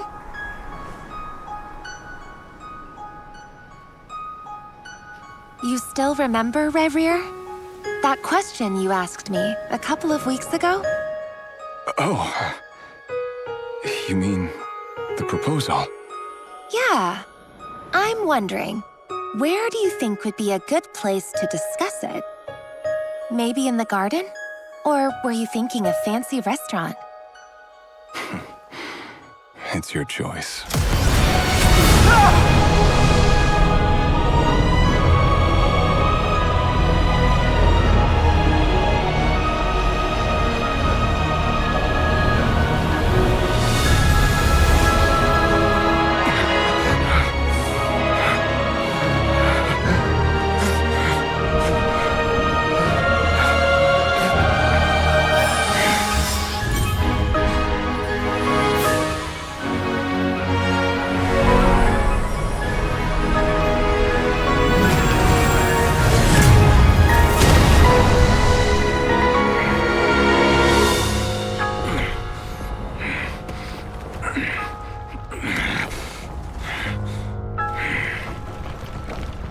I will find you.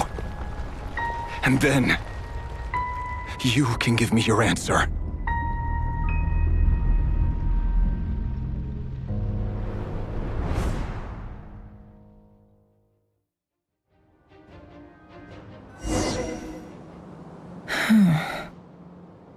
So that's how the Raker of Solnari was born. A monster created by circumstance is a monster all the same. Viewing other people's thoughts for too long can get uncomfortable. Right now, I'm feeling a strong sense of loathing. In a nutshell, the story of Conria is what happens when the truth falls by the wayside. Everyone tells little white lies, and before long, you have a huge pack of lies that destroys everything. Whew. Time to get back. His past is filled with sorrow, but the tale of any fallen civilization is one of endless tragedy. Cruel as it may be, that was Conria's fate.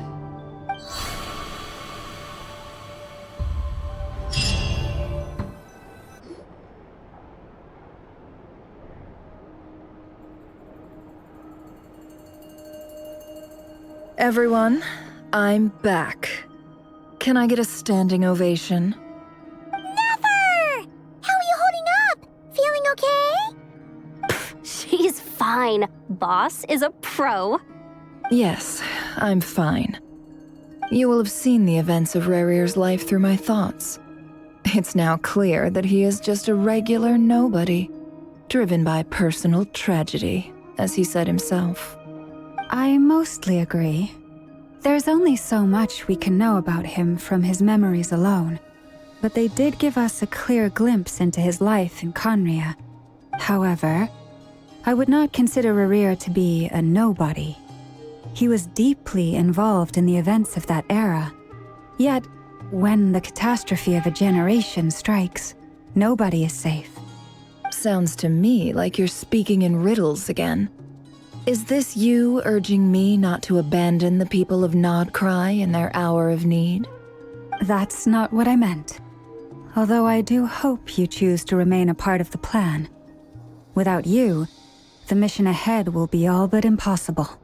Then try to remember that I respond better to the carrot than the stick. And I don't appreciate being bossed around. Now, as for you, Missy, you were excellent. You stuck to the rules of the ceremony and kept your mouth shut the entire time. Bravo. Cool. So, can you fill me in on the deets now? Most of what I saw went right over my head. Patience. You'll hear the whole story, don't you worry. But let's meet up with the others first. It will save me narrating it twice. Yehoda? Yes, boss. Let me get that door for ya. That's more like it. For a moment there, I was worried you'd forgotten about the first clause of your employment contract. Forgive my curiosity, but what does the first clause say? It says I gotta do the annoying stuff that boss is too lazy to do for herself. Like opening the door, pouring the tea, yada yada. Is that right? If something is in the contract, it's because she willingly agreed to it. Rest assured that the Curatorium abides by the very strictest of labor policies. You don't seriously think I'm cruel enough to treat her like my slave? In any case, I've hardly shied away from my share of the work today. Hope I don't catch Flintz and Varka lounging about in their chairs, enjoying a leisurely cup of tea. There's nothing I dislike more than other people enjoying themselves while I'm hard at work.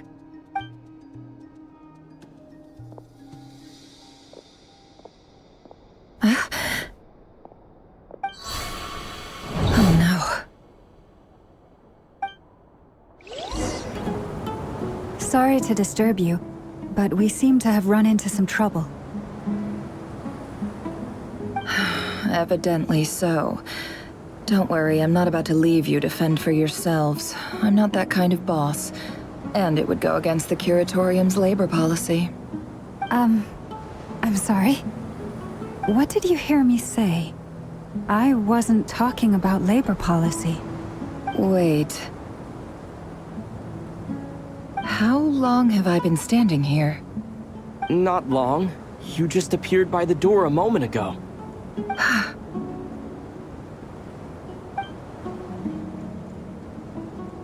Boss, what's wrong? You look like you've seen a ghost. We've been tricked. We never left at all. Somehow I hallucinated that whole scene back inside the office. Hallucinated? But how? How indeed. This place should heed my will alone. All thoughts and actions that occur in here are just a result of pawns moving across the chessboard in a carefully calculated manner. And nobody has access to this chess set but me. So you control everything in here? More or less. But yes, it's a special technique of mine. Has anything like this ever happened before? Only once. It was the first time I used the chess set. Is there any similarity between what happened then and what's happening now? I suppose my thoughts are a little turbulent, which was also the case my first time. Is there anything I can do to help? The first clause of your contract clearly states that I only need your help with things that I'm too lazy to do myself. Meaning, you're not feeling lazy right now? Meaning, this is not something Yehoda can help with. The chess set is a personal treasure that I alone understand. I must be the one to find our way out of here. Boss, it's fine. Really. Let me do something useful. Oh, listen to you. Whatever would I do without you, Yehoda? What? Really? Yes, really. Where would I ever find another employee as obedient and servile as you? God forbid anything ever happens to you. Oh, okay. Well, anyway, I was thinking of fetching some water. There's gotta be a source around here somewhere. I suggest everyone finds someplace comfortable to take a rest. We gotta conserve our energy. Even though all this chess malarkey doesn't exist in a physical sense, mentally speaking, it's all real. And so is our tiredness and fatigue. You don't want to dismiss mental fatigue. Just because it isn't physical doesn't mean it's any less serious. But anyway, I got your backs, so don't worry about a thing. Don't I have the best employees? Jealous much? If we can find a suitable time, I'd love to borrow Yehoda for a day to help out at the Frost Moon Scions. Would you be amenable to that, Boss Nefer? Oh, Lauma. Have I ever told you just how pretty you are? Beauty runs from the tips of your antlers to the depths of your imagination. Time to rally, everyone. Follow me. As we continue our journey, the same rules will apply. That means stay focused and no talking no matter what we encounter. And don't disturb the chess pieces. You have my word that I will get us all out of here.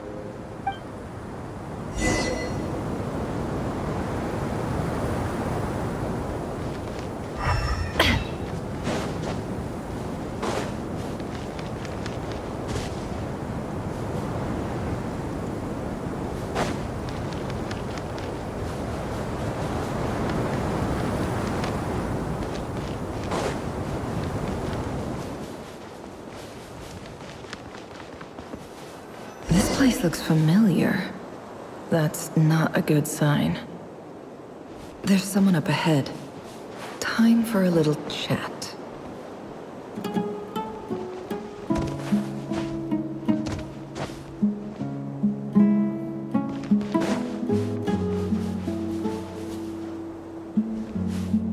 I wasn't expecting visitors at this hour.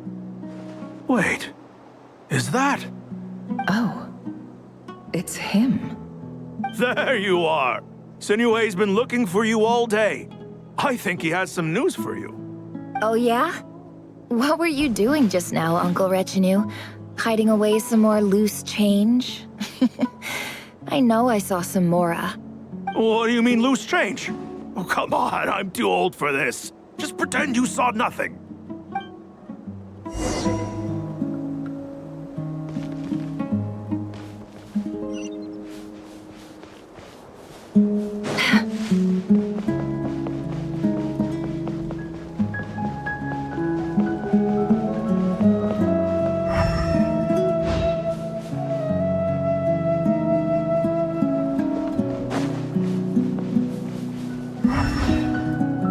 Kid, mind telling me what Sinuhe's been up to recently? I'm trying to get in his good books and I need a way in. Get in his good books? Why? What do you want with my dad, Uncle Apepi? I've written a new song. I was hoping to showcase it at the next festival, but I'll need his approval. A new song, huh? I'd love to stay and listen, but unfortunately, Uncle Retinue says my dad's looking for me. Well, there's plenty of time and I'm not going anywhere. See that pile of stones? I'll be sitting there warming up my vocal cords. Come find me when you're done. Pile of stones. Got it.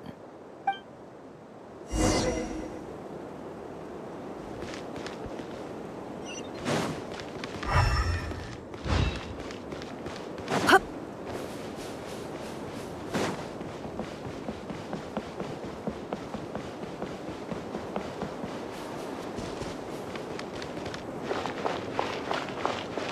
Hi, Dad. Uncle Retinue said you were looking for me. Ah, there's my little princess. If you'd gotten back just a little sooner, you could have shared the spoils of war with me. Spoils of war? Who were you fighting against, Dad? It was just a figure of speech. The aftermath of a sandstorm is no time to be waging war. I was talking about our war against thirst. I went out to fix our water supply problem, and now I'm back. Which means... We have a well again! That's right. I found a new one and brought back as much water as I could carry. It should last us for a good while. If it wasn't for these blasted sandstorms, our wells wouldn't be caving in. You wouldn't be spending all your time out searching for new water sources. As the chief of our tribe, I'm supposed to be leading us out of hardship and poverty, onto better things. You know how prosperous our ancestors were. I've told you all the stories. And look at us now, squeezed into these hovels. No one would choose this, if it wasn't for the endless wars over the years. But things are looking up. I started working with some folks from the academia a few months back. They gave me some contacts in return for my assistance in the desert. So you're the academia's helper now? Special ambassador, they call it. Think of it as a partnership. It's nothing bad, okay? We've been isolated here in the desert for too long.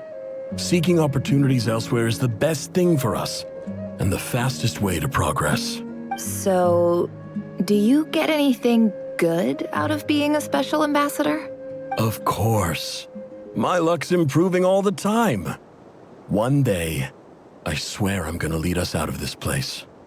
We'll find somewhere new. Somewhere better.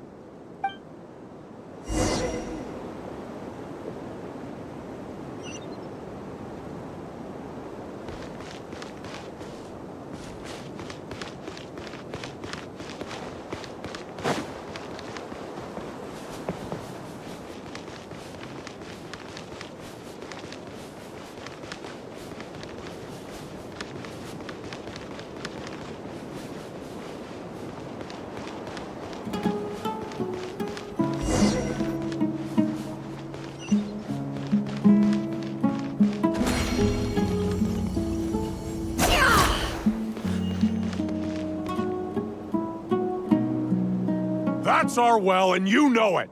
You stole from us.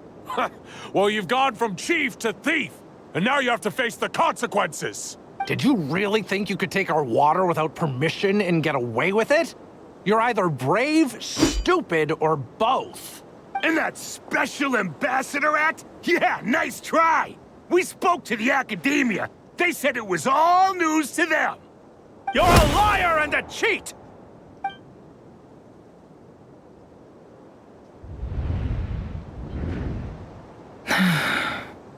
I heard Yehuda gasp, but I don't blame her. Most people are terrified by the sight of blood. Corpses strewn across the ground. The wounds are clearly from scimitars and daggers. The desert dwellers' weapons of choice. There's a handwritten note on the ground. Let's see what it says. Halil, this is Sinuhe, chief of the Shimti tribe. Surely you remember me. I was the one who helped you and your colleagues avoid the quicksand in the desert. This is my second time writing to you. I assume my last letter must have gotten lost in the mail, as I didn't receive a reply. I hope this one makes it to you safely. I'm writing to you because I need some help. That sandstorm the other day completely blocked up our well, forcing me to look for another water source in Iab and Unut territory. It was a matter of survival. Praise the gods. The well of the Iab tribe was intact. It was my last resort. I drew what water I could and left, but not without being spotted. I fear they will retaliate. You told me to write to you if I ever needed help. You said you'd be my ally in the academia. I urgently need you to formally recognize my title of Special Ambassador and send some of your people to assist me for a few days. It's the only way I can convince them that this was the academia's decision and prevent them from retaliating. This is an emergency. Please send help as soon as possible.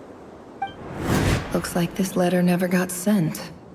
The writer died a grisly death, and the letter was trampled into the ground. It's badly defaced. Some parts are barely legible. What a ridiculous lie the surviving Shimti tell. Their whole village was butchered over a sip of water.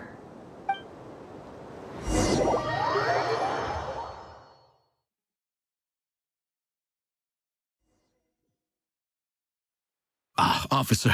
Welcome. Welcome to our humble village. I thought you would at least have the courtesy to provide some respectable libations. This is the finest wine Aru village has to offer. I promise.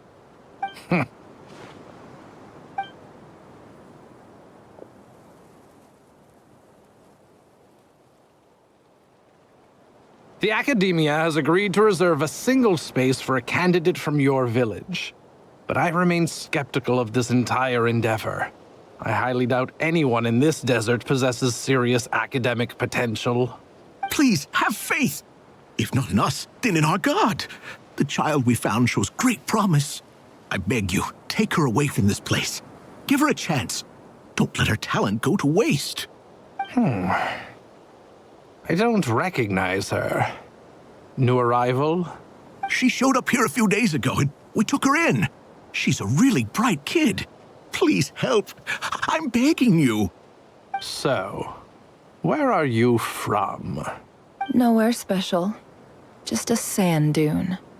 What about the rest of your family? How many of you are there? Just the one. It's only you? Correct. So, no brothers, no sisters, no mother or father?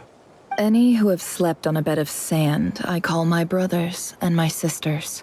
Apart from that, I have no family. All right. Get over here. Sign your name on the form.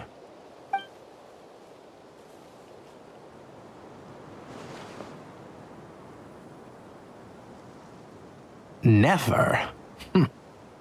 You're rather fair-skinned for a desert dweller.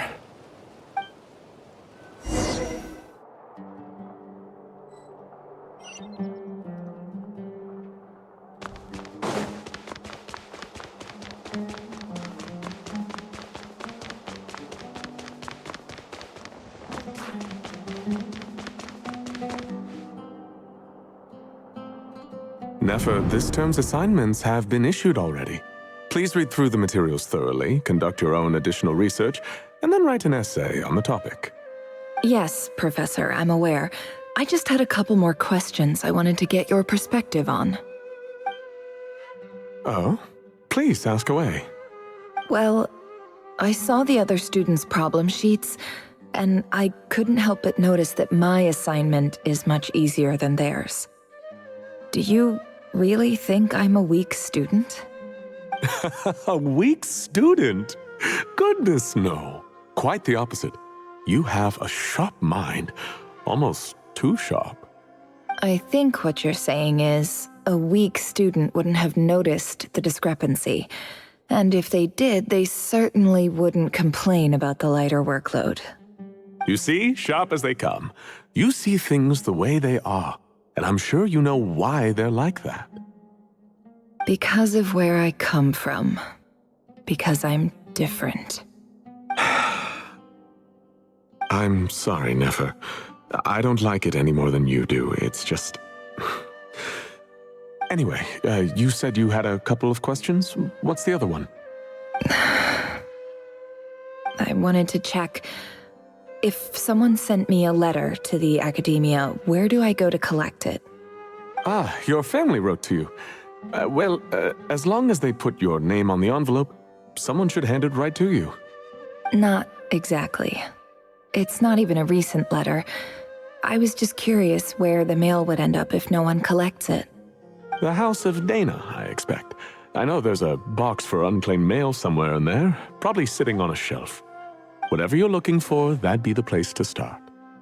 Okay, got it. Thank you, Professor. Oh, don't mention it. Honestly, I feel like I failed you. I'm supposed to be your teacher, but I haven't taught you anything. Hey, don't say that. You're a great teacher, and you do your best for all your students. But the rules are the rules. You're not allowed to teach students like me.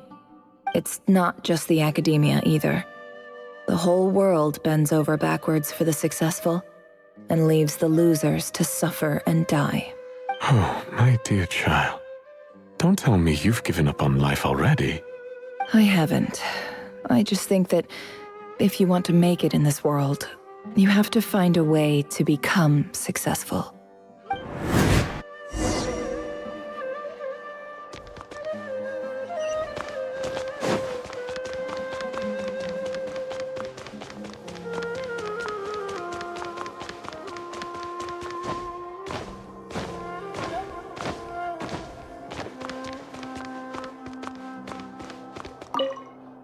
This must be it.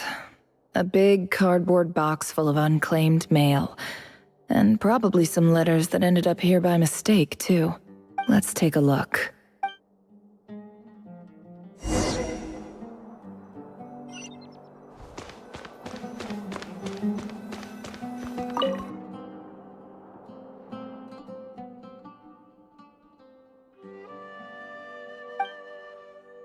A dilapidation survey from Port Ormos. Looks like it's from a Core of 30 representative. What a strange thought.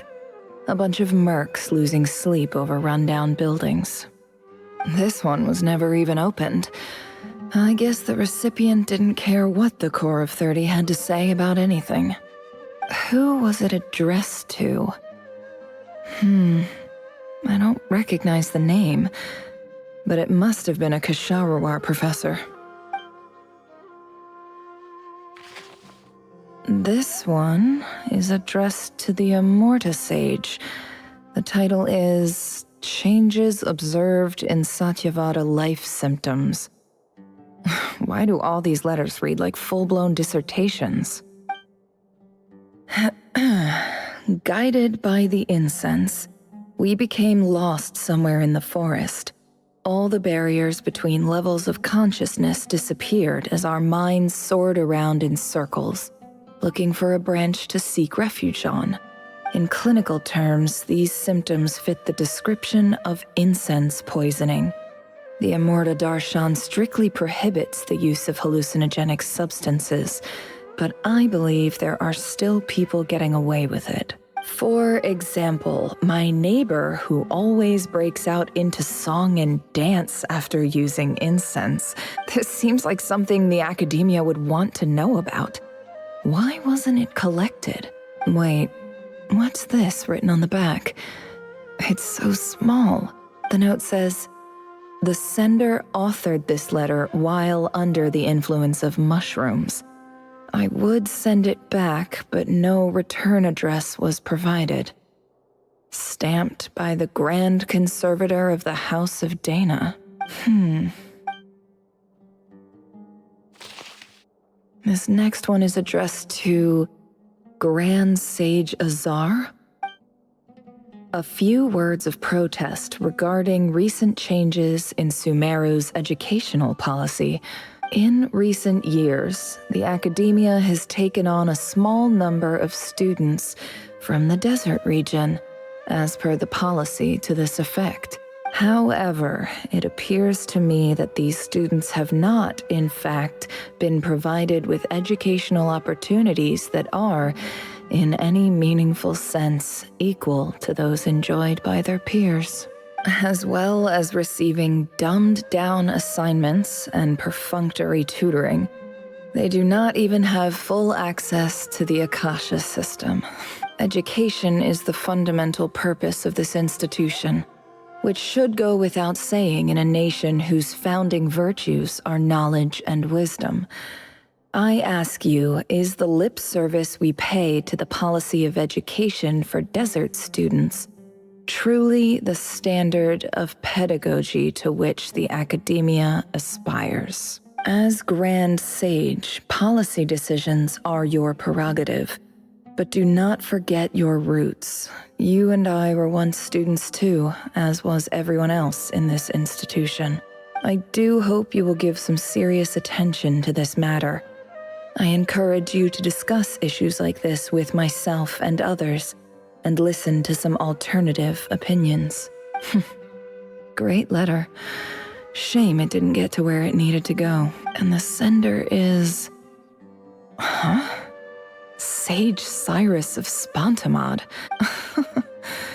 I didn't realize anyone else even knew how bad students like me have it in this place. So this is where letters from the Sage of Spontamod end up? Nice one, Grand Sage. Really enlightened leadership. Whatever. This isn't what I came here for. Moving on. I'm not exactly holding out hope that a letter sent from the desert would even make it here. But if it did, where else would it end up if not in this box? I can't believe how much discarded mail there is. Must have been years since someone last went through it all. And this is just one box. The whole house of Dana is boxes on shelves. I don't believe for 1 second that any human being has sat down and read through all the documents in this place. Who has that much free time on their hands?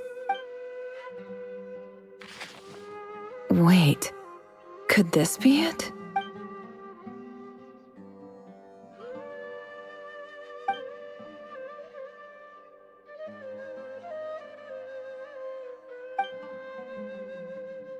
Greetings, Halil. My name is Sinuhe, chief of the Shimti tribe. I was the one who came to you and your colleague's aid when you ran into trouble in the Great Red Sand. I don't know how well you remember it now, but I brought you to safety and gave you some water and other supplies. You seemed very pleased and told me your name. In my tribe, learning a person's true name is serious business. And I therefore see you all as friends. You were kind enough to leave your contact details, so we could stay in touch. The Shimti tribe lives a harsh, nomadic existence in the desert. You were sympathetic towards my plight, promising to make me a special ambassador of the academia and help us find a way to make a better living. This brings me to my reason for writing. Our tribe has fallen on particularly hard times, and I would like to ask for your assistance. There was a terrible sandstorm a few days ago, which blocked up the well in our land. To ensure my people's survival, I had no choice but to venture into Eob and Unut territory in search of an alternate water source. The Eob and Unut are descended from the Thamudians. While we trace our ancestry to Tulatala, we worship the Lord of Flowers and have had relatively good relations with our fellow tribes up until now. I found a well belonging to the Eob tribe. They declined to help us, but I really had no other option. So I took some water to keep me and my tribe alive. My actions are certain to incur their wrath. When we met, you assured me that you would be my ally in the academia. I would like to take you up on that offer, because I really need your help. I wonder if you could send an academia representative to meet with me. That aside, the last time you were here, you mentioned that the academia had started accepting students from the desert. And I told you a little about my daughter, Nefer. We have next to no resources here in the desert, and my power and influence are limited. Would you consider enrolling my daughter at the academia? She is a smart girl. I know she won't disappoint you. From the outset, the academia never took you seriously. Those things they promised were just empty words. I doubt they even remember the name Sinuhe. And you were so emphatic that your luck had finally changed for the better. You swore you'd lead us to a better place one day. You spoke with such conviction, like you were the most powerful chief in the whole desert. You liar. You lied about everything. You promised the world and delivered on none of it. And who fell for it? Just me, by the looks of it. Despite your best efforts. Which makes you a pathetic liar. You weren't even any good at it. I think I'll take over from here. Let me show you how it's done.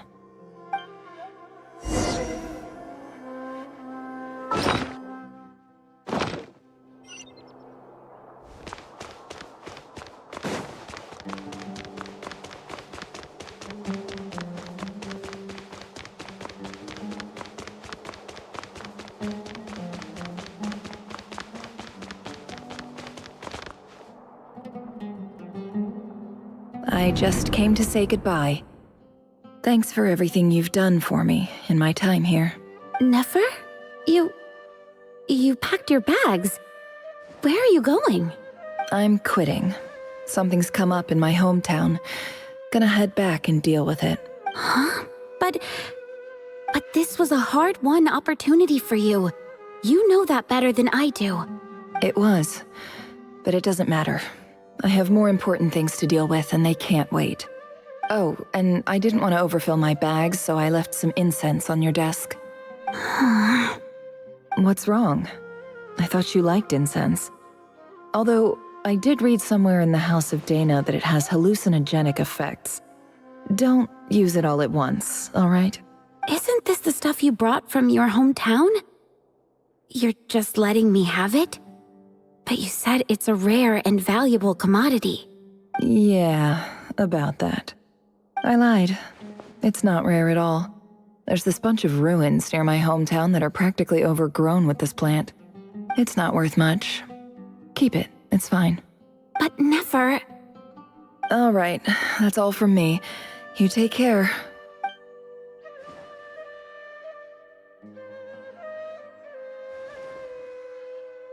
Don't forget me, okay?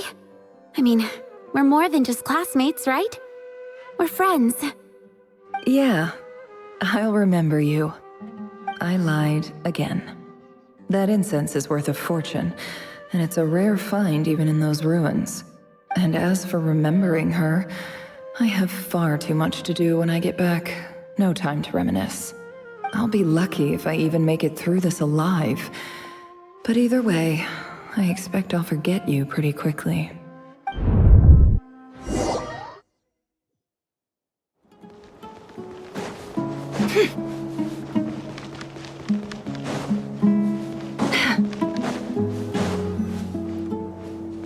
Can't hide the truth.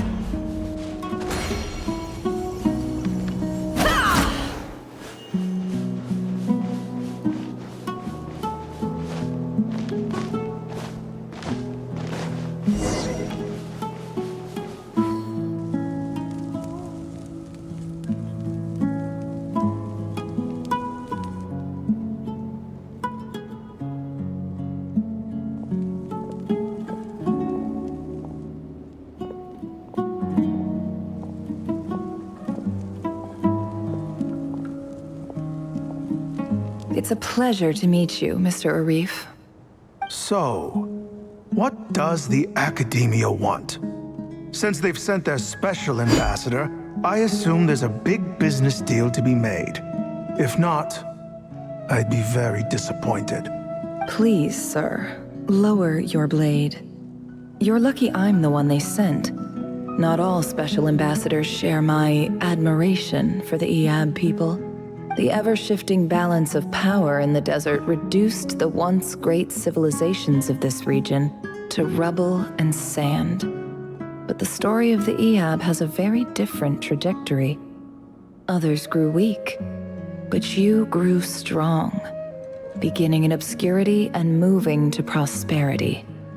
You're the only ones who defied the trend. Huh. So, you do know who you're dealing with?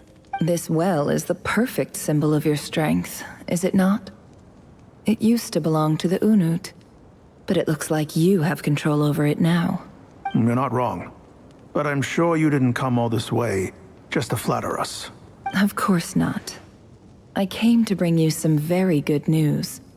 Some information that recently came to light, which might just be your ticket to freedom. Records uncovered by the Vahumana Darshan show that a certain well currently under Eab control is built on top of some ancient ruins. These ruins are of great archaeological interest to the Academia. I checked the map carefully on my way over here, and I'm confident that this is the well in question. The Academia is offering 50 million mora in return for excavation rights. 50 million? No, wait. If these ruins are as important as you say, 50 million's a little low, don't you think? Don't get greedy, Eab. We know far more than you think. We know that you seized this well by force. Wasn't that the first step in your rise to power? To drive away the Unut and steal their water supply? So what if it was?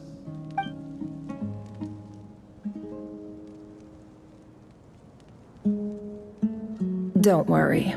As unscrupulous as it was, it's something we're willing to overlook. The Academia is only interested in dealing with the de facto power holders in the region. I hope I am making myself clear. And I hope your words are the truth.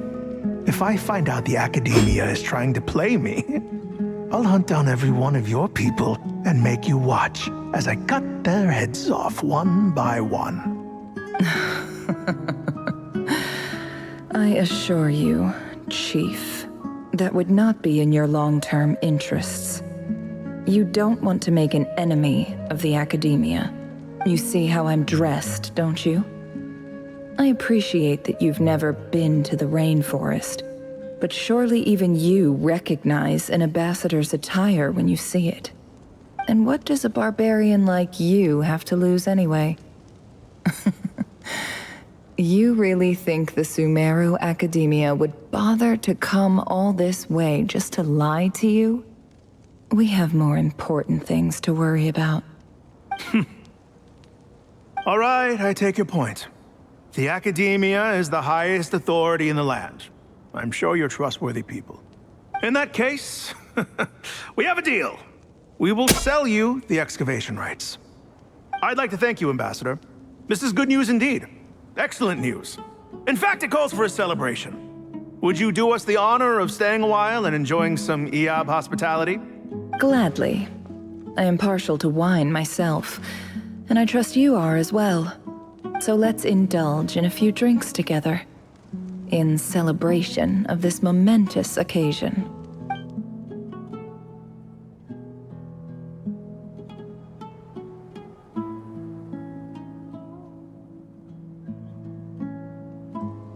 Chief! Chief, it's an emergency! It's the Unut. They've taken the well. What? Well, don't just stand there. Take it back. Yes, Chief. I have every confidence in the Eab's military superiority, and yet... What is it? The Unut's response was alarmingly fast. The day after we reach a deal, they seize the well. This can't be a coincidence. Perhaps there is a traitor in your midst. I don't think so. I am obliged to remind you, Chief, that the Academia will only deal with the de facto power holders. If you cannot regain control over the well, I'm afraid you won't see a single mora of that 50 million. No! Please, Ambassador, just give me some time. I swear the Unut will not get away with this. That well is ours, and so is the Mora. Glad to hear it. I will wait here for an update. If there is a traitor, I will find them. In the meantime, make yourself at home. I'll report back as soon as I have an update. Much obliged. Wow. All it took was a few words and I've got him wrapped around my finger. What an amazing feeling. So, in summary, Ambassador, the Academia would rather negotiate with our tribe instead of the EAB, yes? The EAB are ruthless murderers who don't listen to reason. And now they have the gall to interfere in our research projects in the desert region. So let me ask you, Chief. If you were the Academia, what would you do? Kill them all, of course. Precisely. The Academia does not tolerate those who stand in our way. The EAB have held back our academic pursuits for too long, and our patience is wearing thin. At the same time, there is simply no way that the Academia can be seen to be intervening in desert affairs. I'm sure you understand where I'm coming from. We have our own rules out here. If the rainforest dwellers raised arms against a desert tribe, it'd start a bloody war. Right. We can't confront them ourselves, but we can support their enemies. The Unut have always had strained relations with the EAB, which makes you our natural allies. Natural allies. Weren't the EAB your allies once? You were quick to send them after us to protect your interests back when we stole that water. And now look at you. You're at each other's throats. Let me be clear.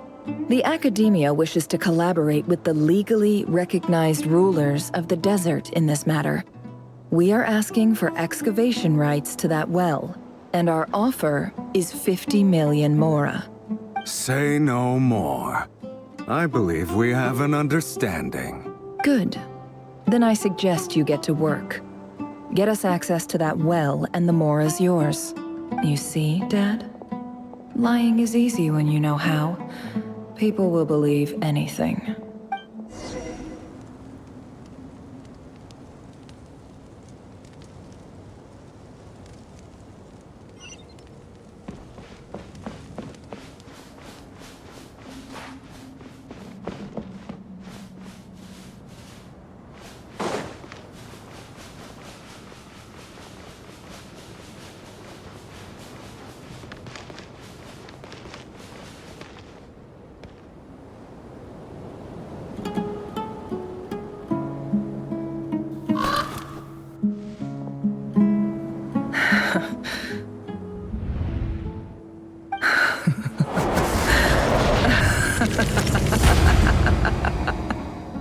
Look at yourselves.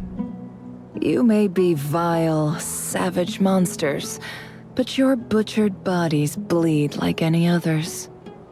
You're no different. You're nothing special at all. The monsters who destroyed my home, they're just ordinary, petty human beings. What a joke. I think we're even now. Maybe I've even done the desert a favor. It's a better place without all these people around. Oh, Sinuhe, my gullible fool of a father. Perhaps if you'd been as ruthless as I was today, our tribespeople would still be alive. In this dog-eat-dog world, a chief needs to be tough to survive. But you couldn't do what had to be done. So I did it for you. Nefer, it's okay. All of this is in the past now. I believe I remember you promising to remain silent. Yeah, but even so... Yehoda, is there anything you can do to ease the tension? Alright, time for a sharp turn onto a completely different topic. So, anyway, that's enough of that. When are we getting out of this place? Feels like we've been walking forever. I'm getting pretty tired. Oh, Alma, you tired? Yes, if we can find somewhere to sit down, I could certainly do with a rest. It's not far now. There should be a temple just up ahead. Yes. Really? A temple? That's where this story ends? I guess that's how things go in the desert. Desert dwellers can never escape their destiny. Or so everyone says. I never wanted to believe it, but looking back now, I'm as desert as they come. You mentioned a temple. What's waiting for us there? My biggest trade secret of all. Ah. Then I'm guessing it's where you got your power from. The power to peer into other people's minds. I didn't know you were clued up on any other religions. I'm no expert in the history of Sumeru, but since you come from the desert, I would imagine it has something to do with King Deshret. Sounds impressive. Oh, I know who you mean. General Mahamatra Sino. The spirit of Hermanubis dwells within him. That's Boss Neff for ya. She knows everything. Sino's hardly a figure of obscurity, but I know about Sethos too. What about him? Is he a big deal or something? Well, he's not a small deal, let's put it that way. Please, this is the bare-bone basics. Save the flattery. Thanks for your patience, everyone. I'm sure it's been a lot to take in. With any luck, that's our exit just up ahead.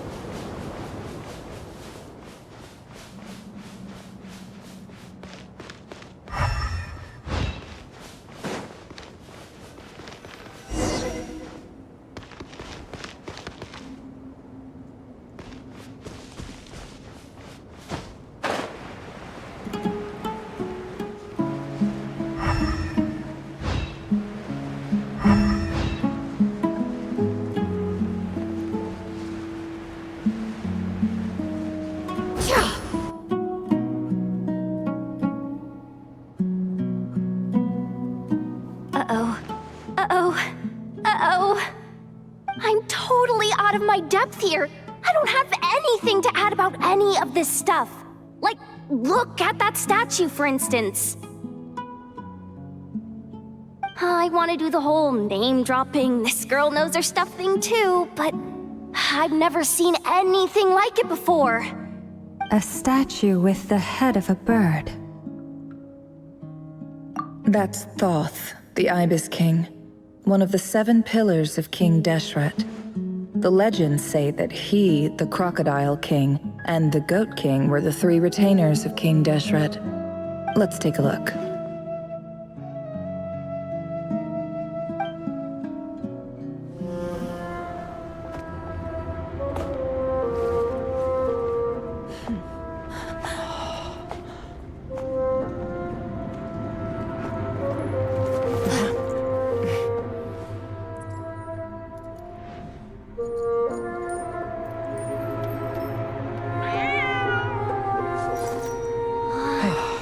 It's just Ashru.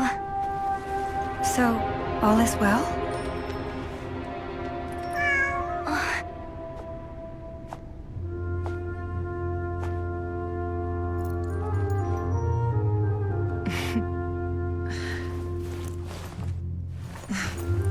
Typically speaking, at this point, the world disintegrates.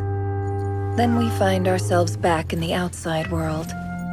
Besides, these are my memories. There's nothing to fear. You're sure? Of course. It's almost over.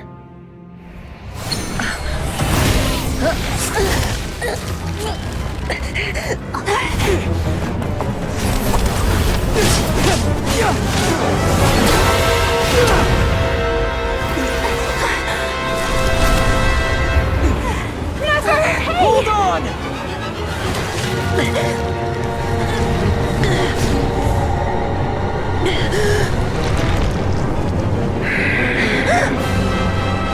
Knowing too much is always a death sentence. Speak for yourself.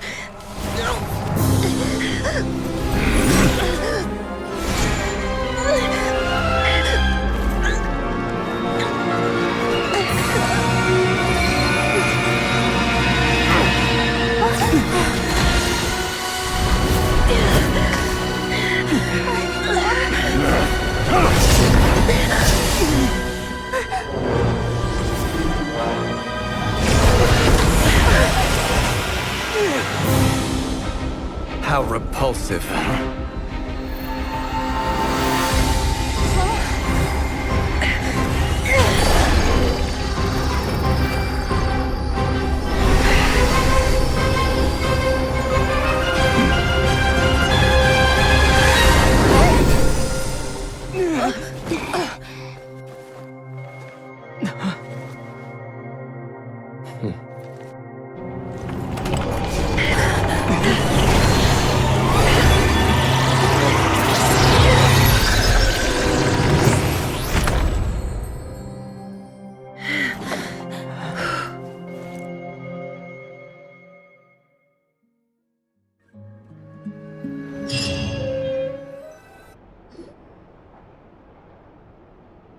Timed that pretty well, didn't I?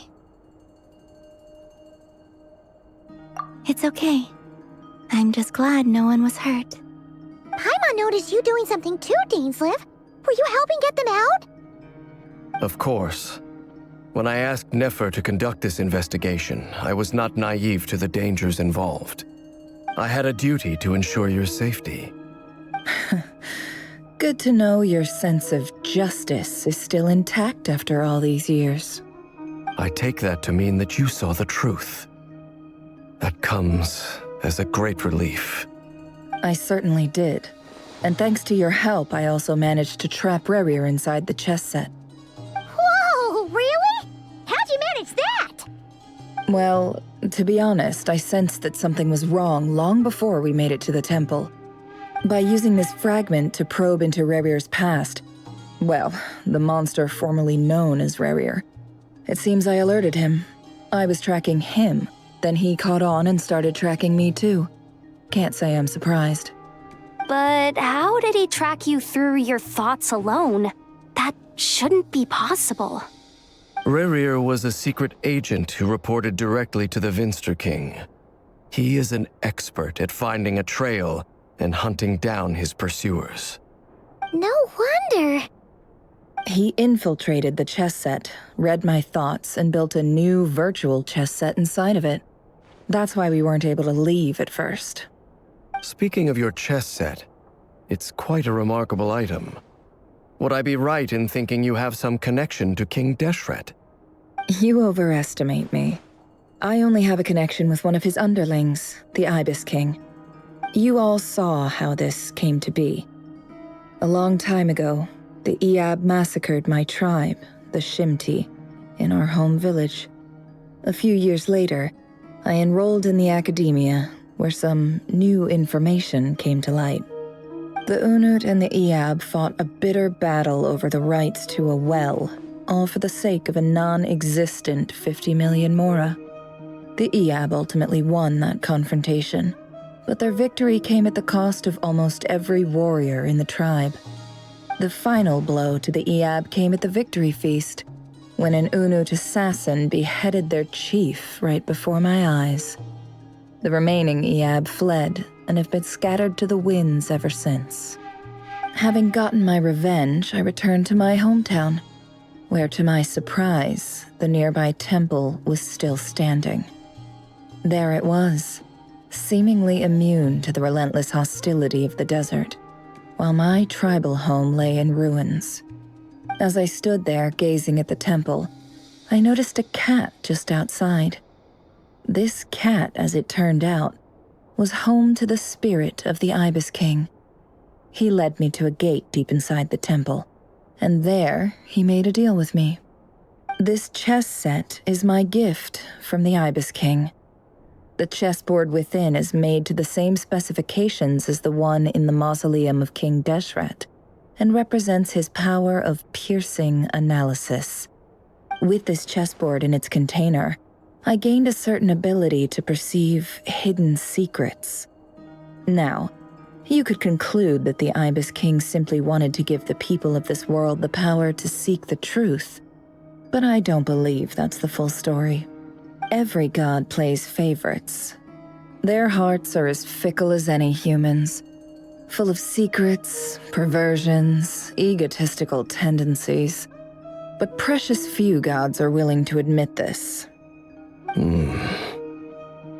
It is the same with all powerful forces, including fate itself. Their gaze falls preferentially upon a select few. As you rightly point out, this is an act of favoritism.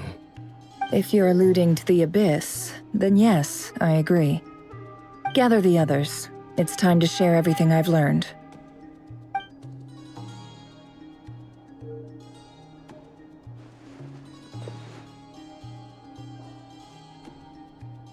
Thank you all for being here.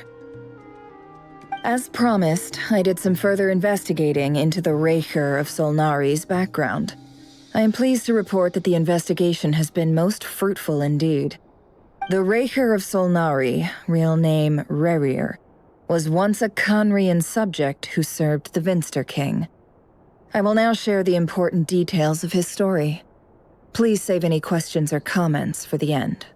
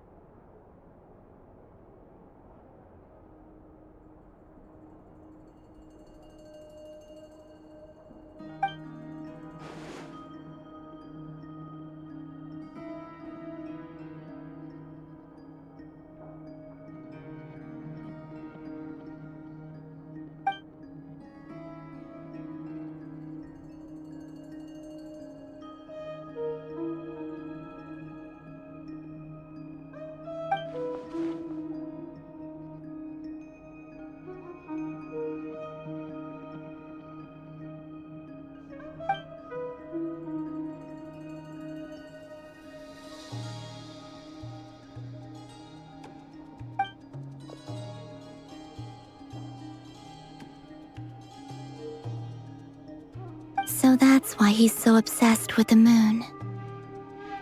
A tragic tale, to be sure.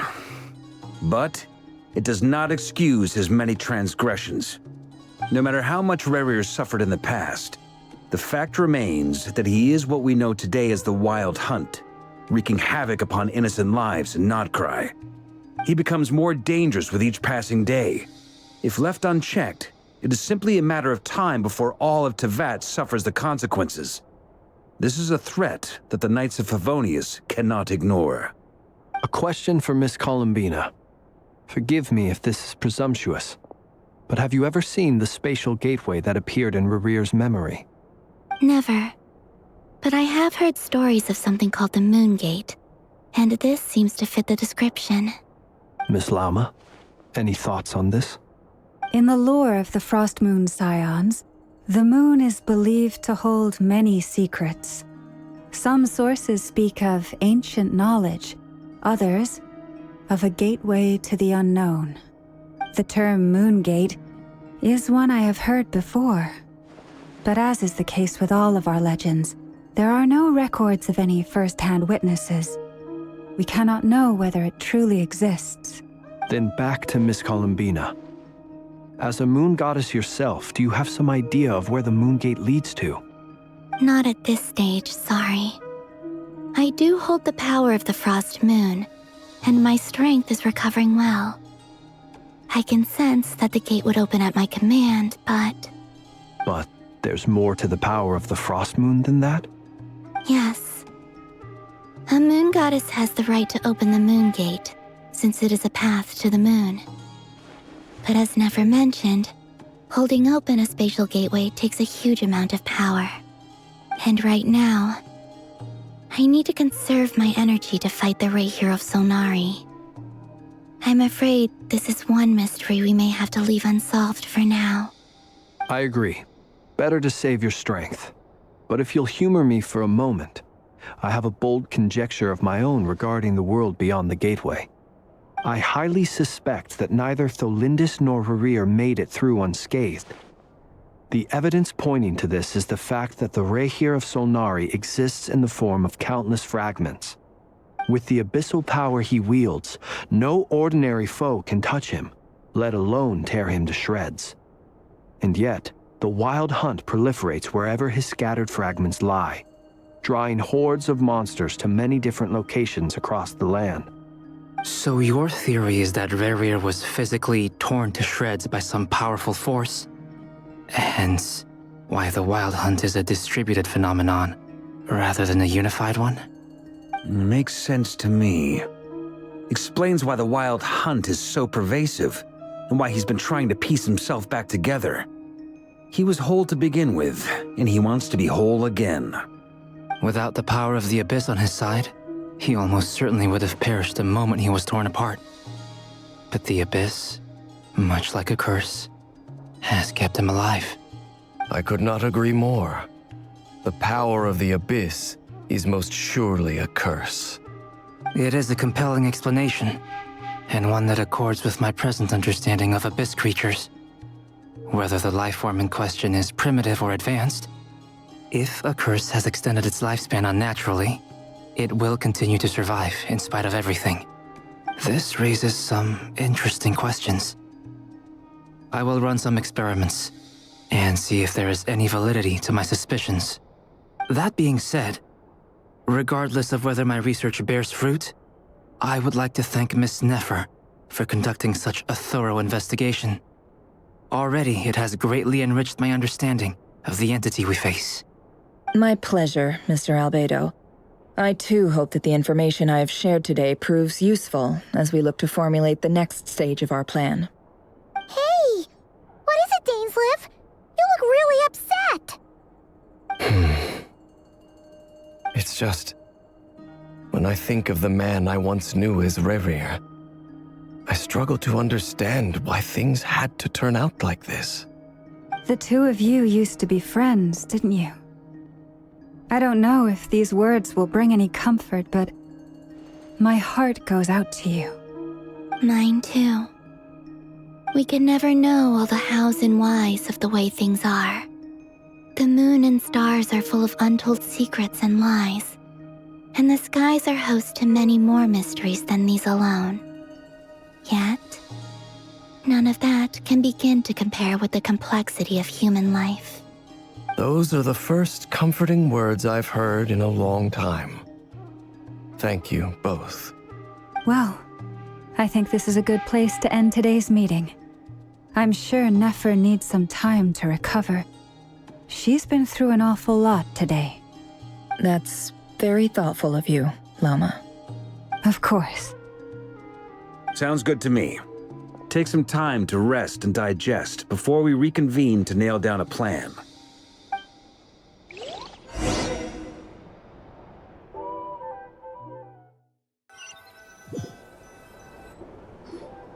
Hey, is this a bad time? Hope I didn't kill the conversation.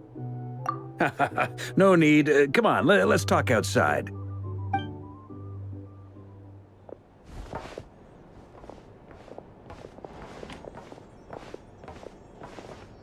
Anyway, Nefer went back to the curatorium to get some rest. But before she left, she shared some things with me that I thought you should be aware of. Firstly, although she managed to trap the Rerir of Solnari inside her chess set, there's no guarantee that the power of the Ibis King is any match for one of the 5 sinners. Their powers are beyond our comprehension. It's only a matter of time before he finds a way to break out. We have to come up with a plan and take care of him before that happens. Honestly, my mom figured that might be the case.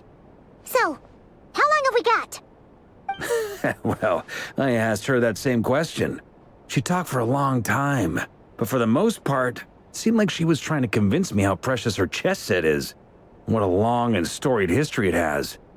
It felt like some kind of sales pitch, you know? The kind where you end up handing over Mora against your will? Anyway, after all that, she finally answered the question.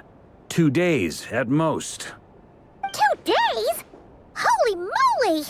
Can we even recruit enough help in that time? That remains to be seen. Which brings me to the second issue. Dainsleif is obviously conflicted about this whole thing. But given how little time we have, there's no way we can pull this off without his help. You have some history with him, right? Do you think maybe you could talk to him for us? Great, I appreciate it. All right, on to item 3. So, Albedo, Durin, and I put our heads together and came up with a plan. Can't promise it's gonna work yet, but at least it's a start. We figured we'd bounce the idea off you first. We'll explore it further once everyone's recovered. Oh, Paimon's dying to hear this. All right, so here's what we're thinking.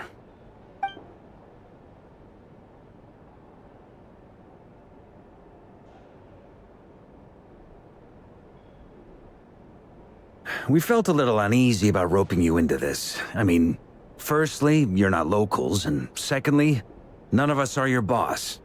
You're well within your rights to refuse if you so choose. Roping us in? Why would you even say that? We know the stakes here. It's all of us against the rerir of Solnari, or none of us stand a chance. I choose my words very intentionally, I'll have you know. I like to think there's an art to striking a down-to-earth tone even when the stakes are through the roof. Sir Varka, I have a few thoughts about this plan. I'm all ears. I think we can be more flexible with how the roles are allocated. In my view, the most sensible lineup would be like this.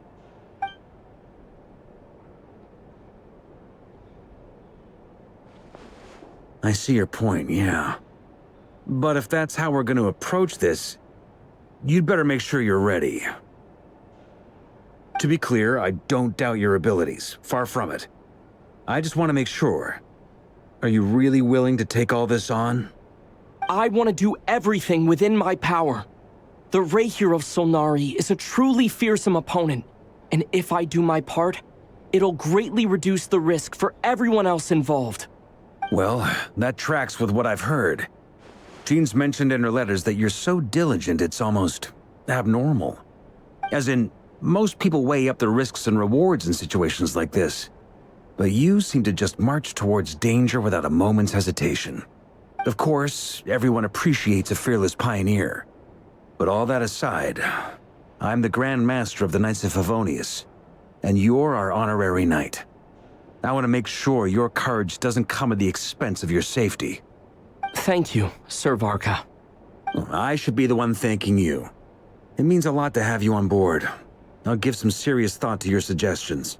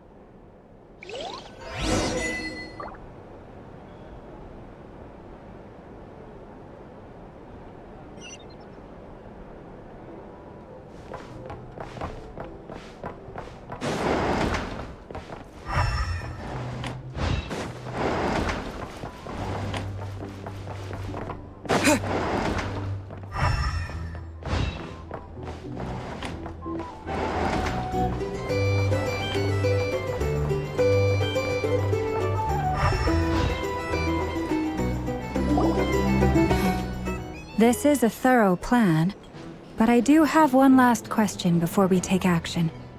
How can we be sure that our enemy won't leave the designated area? Great question. Albedo's been hard at work analyzing rerir and the Wild Hunt's behavioral patterns. His conclusions are as follows. Firstly, from the earliest known confrontation until now, rerir has never displayed any ability to manipulate the dimension of space. So it's unlikely he has any power in that domain. Secondly, he seems to have a particularly strong vendetta against our group. If we put him in a fight-or-flight situation, he'll choose to fight every time. Thirdly, finally, and most importantly, he is consumed by hatred, both for the moon and for his enemies. Turns out, we tick both of those boxes. We have a reincarnated moon in our ranks, and a spy who accessed his private memories without permission. He'll be baying for blood, not looking to escape. As someone who's had their fair share of interactions with the Wild Hunt, those all seem like valid observations to me. Understood. Then I will defer to the verdict of the group. Well, everyone, that's the plan in full detail. Albedo and Durin are carrying out their part as we speak. Plan approved. Scheduling. Okay, any firepower you need, I got you covered. Let's light this baby up. The Frost Moon Scions are behind you as well. And the rest of you?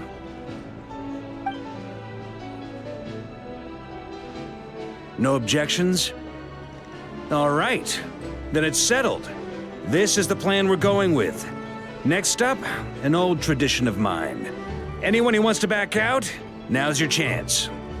Wait, we can still back out of this? Everyone says things they regret, right? I don't want anyone feeling trapped because their mouth said yes before their brain had time to think things through. A very people-first approach.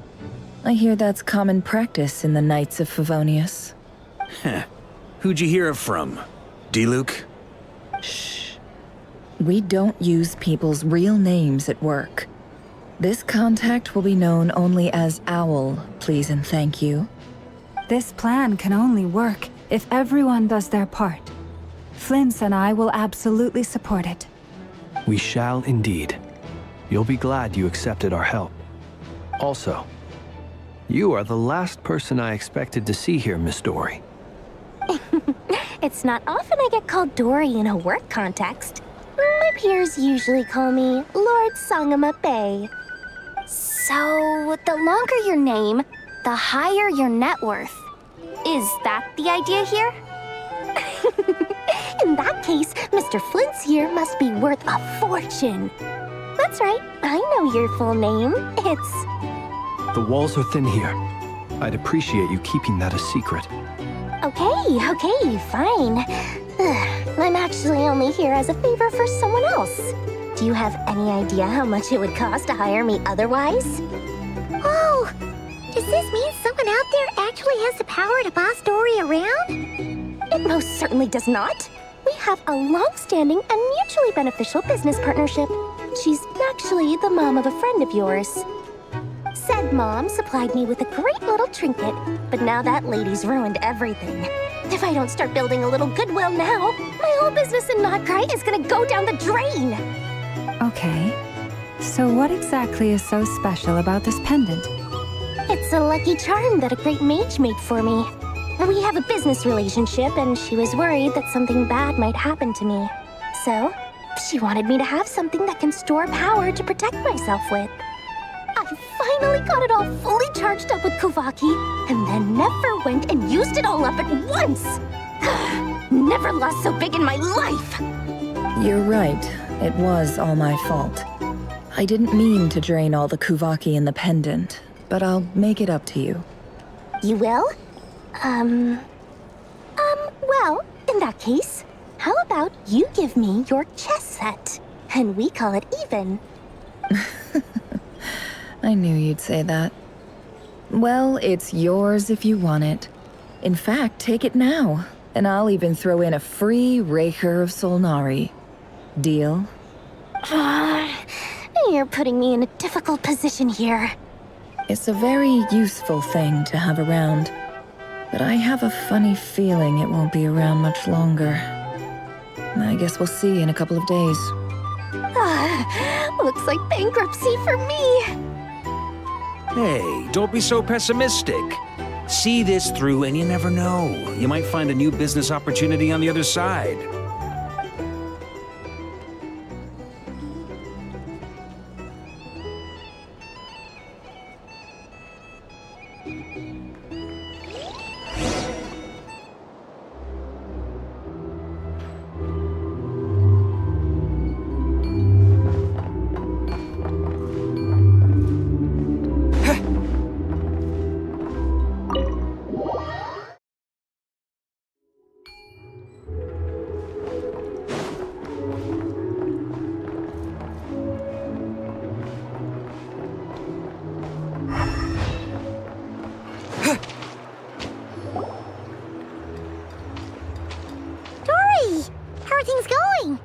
Ready?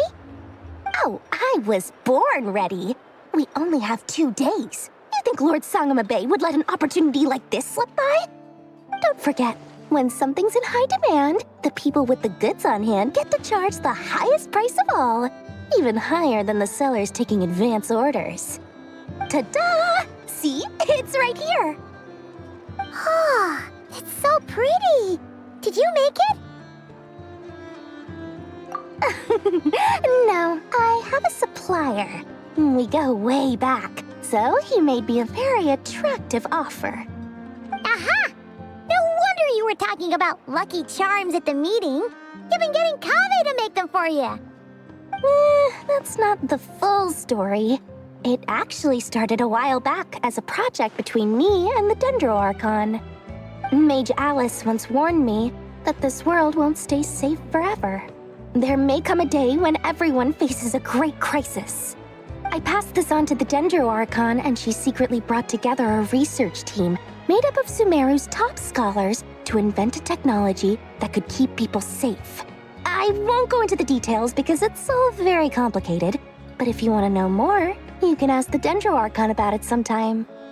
Anyway, point being, it was the Dendro Archon who asked Kaveh to build this little contraption.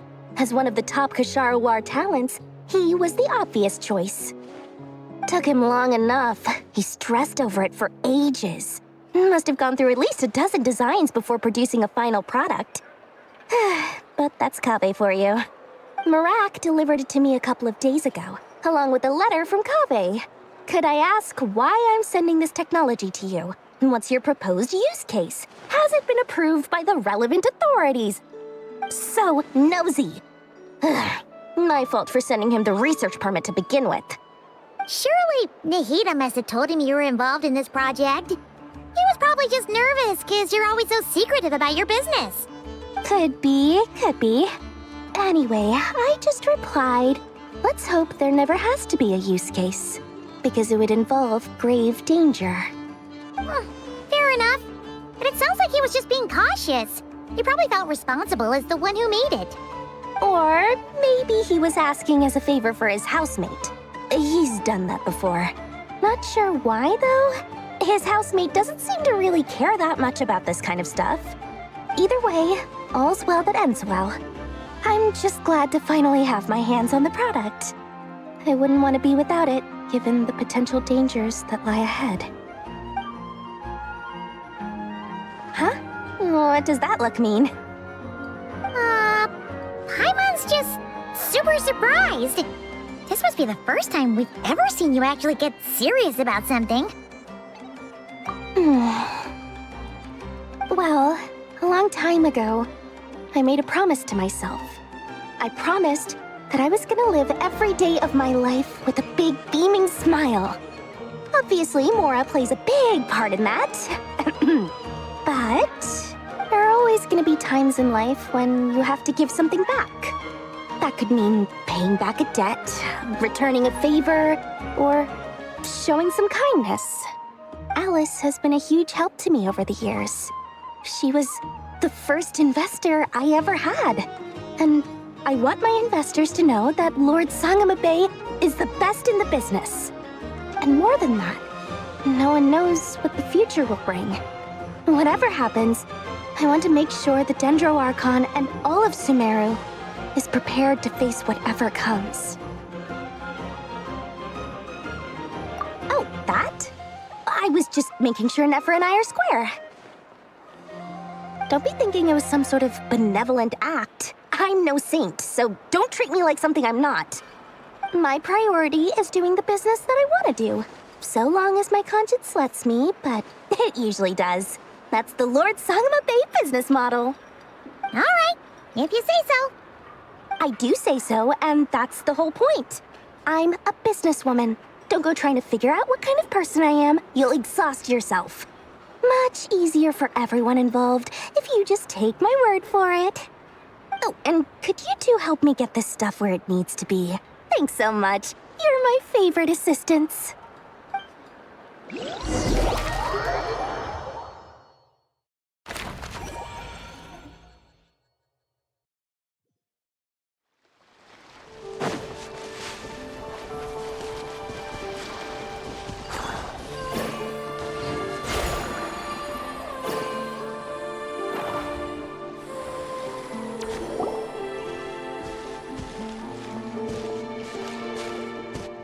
Traveler, Paimon, it's good to see you.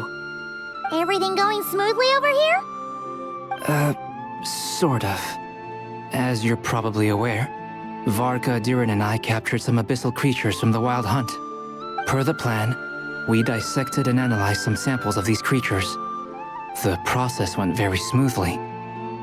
The findings, however, come with some troubling implications. What? You can actually dissect the Wild Hunt? That depends on your definition of Wild Hunt and dissection. Harmless, lifeless. These words are accurate descriptions. The Wild Hunt is an interesting phenomenon. In and of itself, it doesn't seem to possess anything akin to a human personality. But taken as a collective, the medium through which the Wild Hunt is summoned does appear to have a soul. Master griped a lot about the wise Horoptotire, and seemed somewhat fascinated with the Fausted Elegy. But she barely mentioned rerir at all. I don't think that was because of his lower social standing, though. Anyway, it's a pity. I should like to hear her thoughts on the nature of the lifeform he has become today. It's a strange mix. The furious energy of an abyssal being channeled through a fractured physical existence. A consequence of being torn apart by an unknown power. Perhaps the only explanation for his survival in this state is that he sacrificed a degree of individuality in exchange for a continued existence. Oh, sorry. Once I get talking about interesting research, I have a tendency to go on indefinitely. Back to our research findings. Essentially, they confirm my hypothesis. Rerir's corpse is completely contaminated by the Abyss, and the effects are irreversible. You could think of this as Rerir in mutated form. But in my view, even that would be inaccurate. In reality, his whole being has been consumed by the Abyss. In other words, he is now nothing more than a manifestation of abyssal power. Unfortunately, at present, we have no means of completely eradicating abyssal power. Hence, we cannot fundamentally destroy the rerir of Solnari either. Oh, that's terrible news! So, that's it? We can't defeat him? Not even if we get the power of the Three Moons? Miss Columbina's situation is a difficult one. She can never achieve wholeness when the world does not accept her presence. It's as if her creator banished her to a place she can never be accepted. It means she spends most of her energy just on her own survival. Given the circumstances, it's only natural to despair. But we must see this plan through to the end. Time to kick off the backup plan. Oh, Paimon almost forgot! This is for you. Dory asked us to bring it. Ah, how wonderful. Well, thank you for making the trip. Durin and I will be heading off shortly. I'm sorry I won't be there to protect you in person this time. Please be careful. All right then. Stay safe.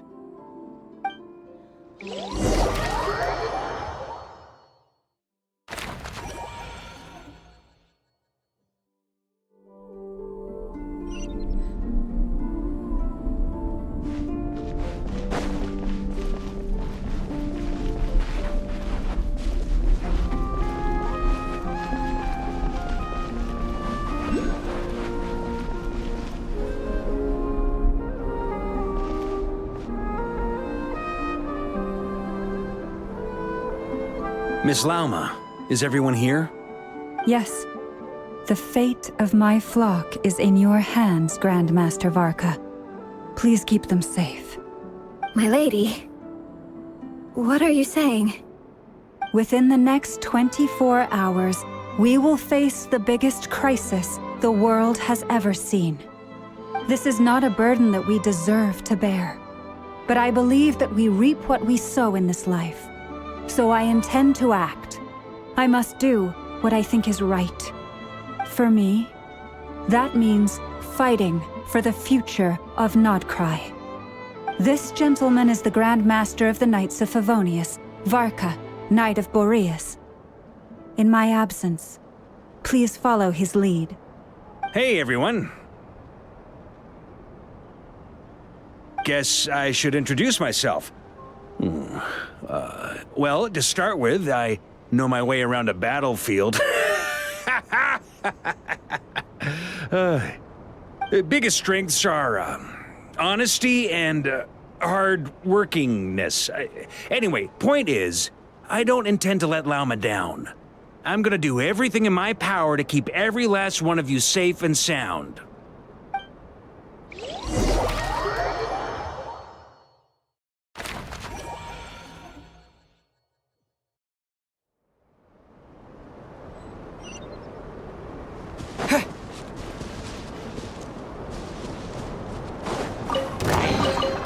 I'll keep this close.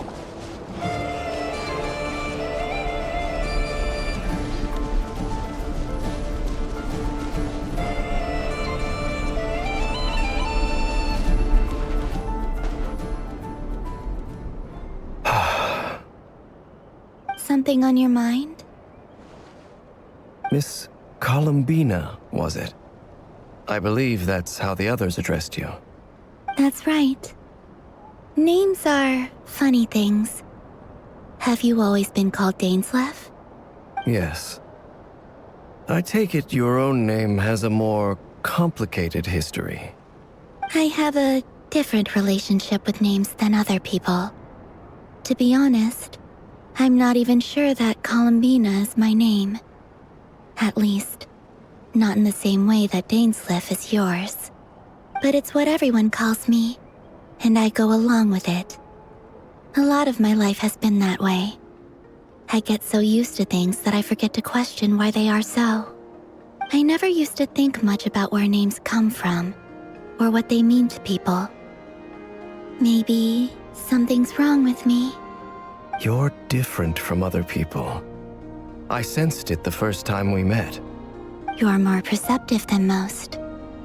I'm sure your long life and rich range of experience explains that. Do you ever find yourself missing Conria, Mr. Dainsleif? Difficult to answer. I have dreamed of the past many, many times. Sometimes I'm fighting tooth and nail. Other times I'm lying on the ground, defeated. I don't recall any happy moments from that time. It has been too long. Is that because hatred survives longer than love and affection? That would not be for me to say. I make no excuses for the grudges I bear. But whatever the reason, I remember little that was beautiful or sentimental. Thank you for your help with the rerir situation. Without your efforts, I never could have learned the hidden truth of his story. You're welcome. I know he's your friend. Friend? He betrayed me. And I never really understood what he was going through in life. Some friendship, that is. Okay. So, do you plan to fight him with us? You see, you're torn. Now you know what really happened. You see the things he's done in a new light. I need some time. Of course. I completely understand. Anyone else in your position would feel conflicted too. Actually, I went through something similar myself recently. Something happened that changed my perspective on a situation. A situation I took for granted at the time, but now I feel very grateful for it. You mean the Harbingers who still support you, even though you've left the Fatui? Yes. I always thought they were only helping me because Harbingers are forced to work together. But then I abandoned them. A warrant was even put out for my arrest. Yet even now, they support me, which means I was wrong about them all along. Clearly, they view you as a friend. I feel a little guilty now. I regret not seeing their help for what it was, and not treasuring it. I see the guilt that you're feeling now, because I feel it too.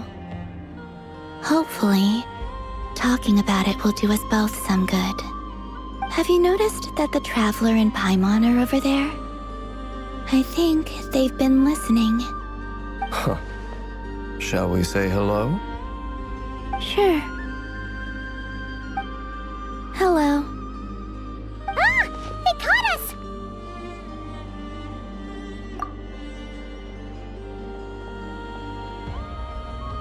I apologize for making you worry. No doubt you wish to know where I stand on the plan to take down the rerir of Solnari. I'm afraid I need a little time, but I will seriously consider joining you. You will? Oh, thank you so much! Everyone will be so grateful to hear that! They needn't be. This was something that I was going to have to face up to eventually. That doesn't matter to them. They're grateful to you regardless. You can't control their gratitude, so just accept it. And then, have a think about whether you're willing to join us.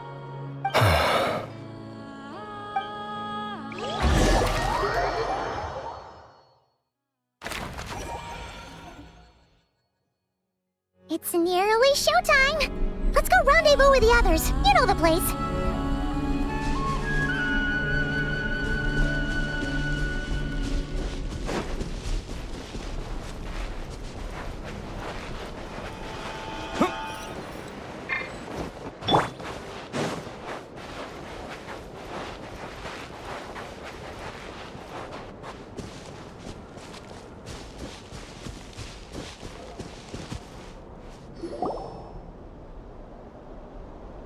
Ah, you're earlier than I expected. Hey, Flint's! Been waiting here long? Not too long. I came a little early so I'd have some time to think. Are you nervous about the battle? Quite the opposite. I'm reminiscing on my past battles.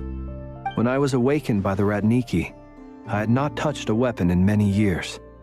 I felt like the battlefield was not where I belonged. But after waging war against the Wild Hunt for so long, I came to realize something. A life of absolute peace is simply not a possibility for me. My restless flame indicates that somewhere inside of me, there is a deep yearning to root out the evil in this world. Oh, that doesn't sound like such a bad thing. Well, in the past, when I was a Fae whose primary concern was hibernation, it was hardly ideal. But it certainly serves me well here in the present. And I am delighted to be able to join forces with you in this endeavor. Looks like I'm not the first to arrive. Ah, Miss Lauma. Did you sleep okay last night? I struggled to settle down at first, because of the nerves. But don't worry. I got enough sleep in the end. I'll be just fine. Please, I'm just doing my part. Nefer! Over here! Aino asked me to relay a message. She said nefer will be on high alert and keep a close watch over all secondary districts where defense is required, providing support as necessary. Meanwhile, Aino herself will provide range support to us directly, using her latest invention. Excellent. My thanks to all involved. The chess set's looking a little unstable. It won't hold him much longer. We should be prepared to engage at a moment's notice. No sense sitting around waiting. Let's make the first move while we still have the option. I agree. Paimon, find a safe hiding place. Got it! I will.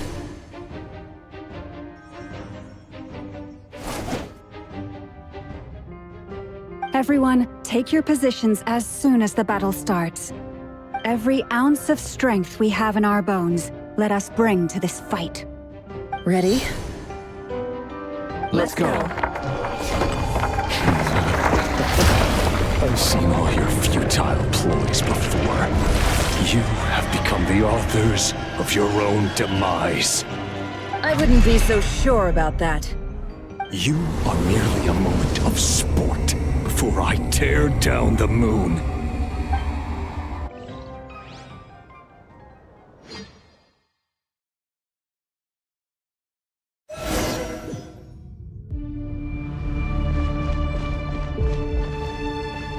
Stay on your toes. Yep, you too.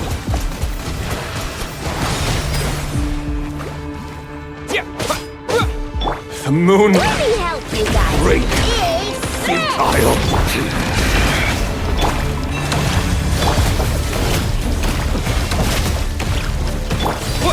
Go! Hunter down! No more lies. Forest, protect us. Be silent. Close your teeth.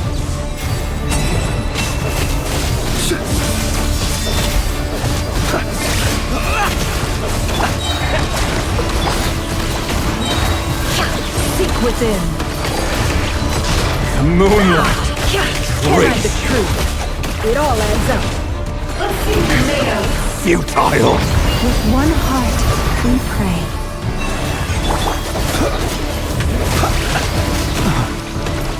Observe. Move.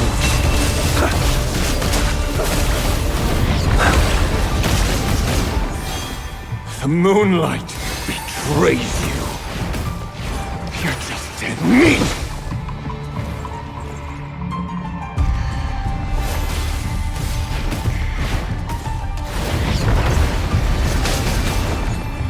Move.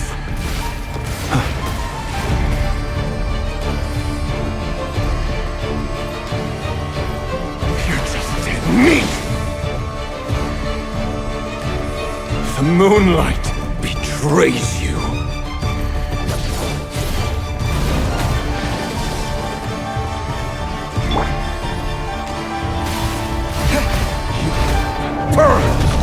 It began with the moon, and so shall it end. The moon will protect you. Poor lost lamb. Can't hide the truth. Yeah.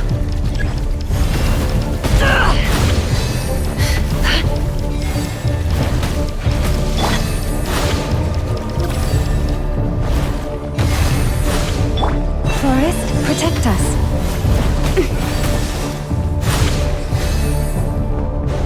Do you see now?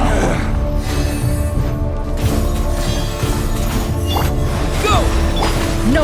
From here, when will it be as you foretold?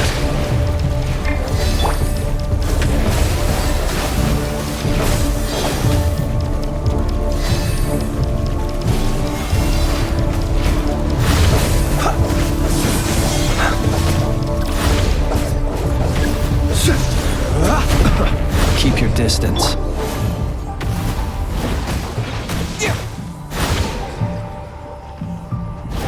Your foul spirit is not welcome here. Here. Can't hide the truth. It all falls into place. It all adds up. Yeah, for the everlasting forest. Leave this place. Beware the creatures of the night. Be silent. Moon. Futile. Night falls.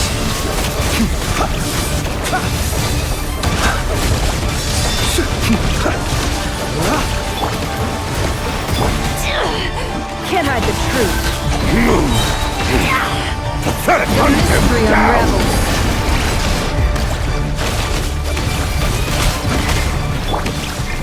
Forest, protect us. Close your. Are you quite You finished? shall hunt them down.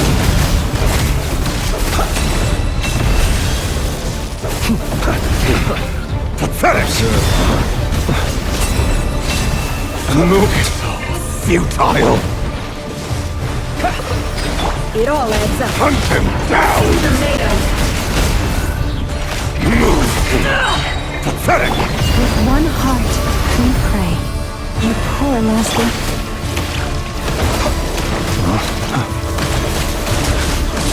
Are you quite finished? Futile! To dust. Fear the dark. Steady now. Pathetic! Bombs away! The deception ends here. Can I... The sands of time got me.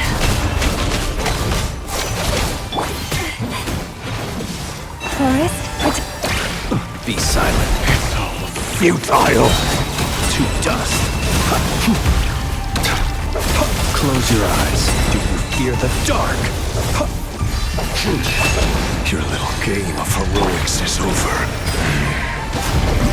Who wants to go first?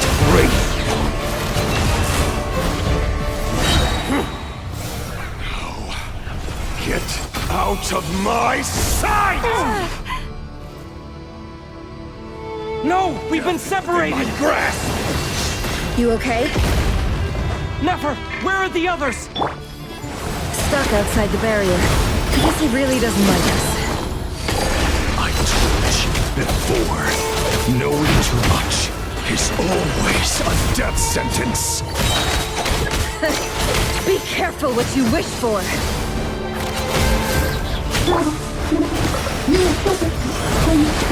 Lauma! Can you hear me? Hide! Silence! The voices are gone. But at least I know they're Destroyed. still there. I need to finish. Reborn! Stick to the plan. Remember my most important task. Just keep stalling him. If I can stall him for long enough, the moment will come.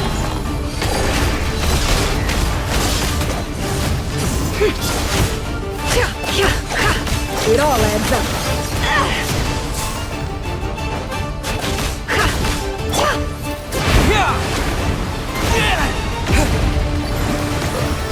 The deception ends here.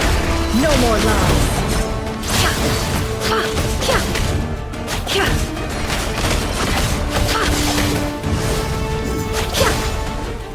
It all adds up.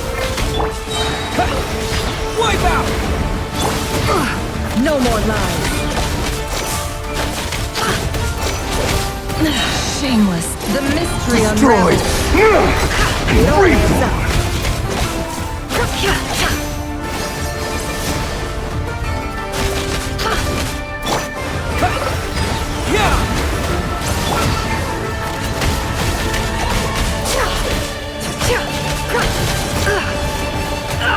Destroyed! Reborn! Absurd.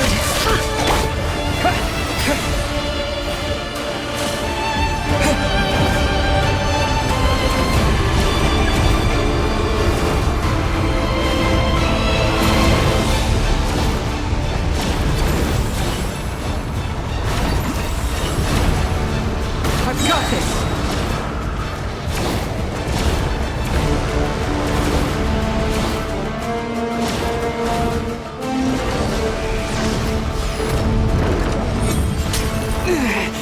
The shield's broken.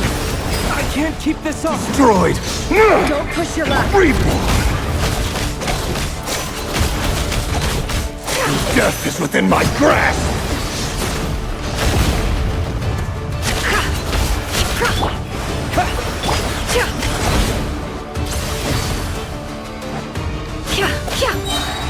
The deception ends here. It all adds up. Destroyed! And reborn!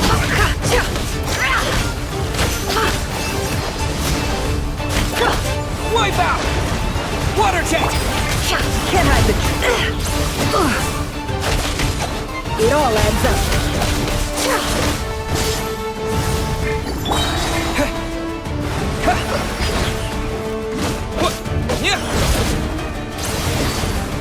Destroyed! And reborn! Water jet! The mystery unravels.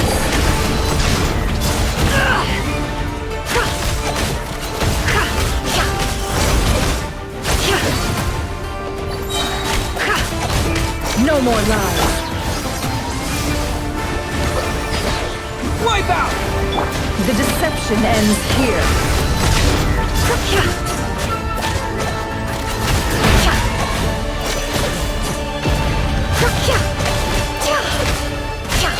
It all adds up.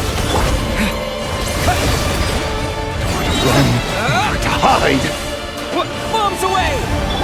Seek within.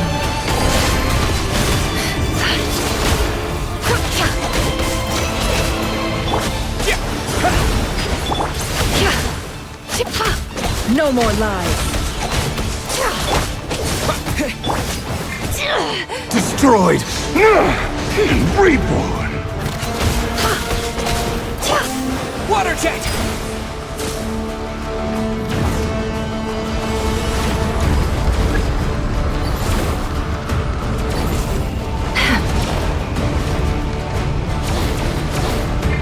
Curses. There's no other way.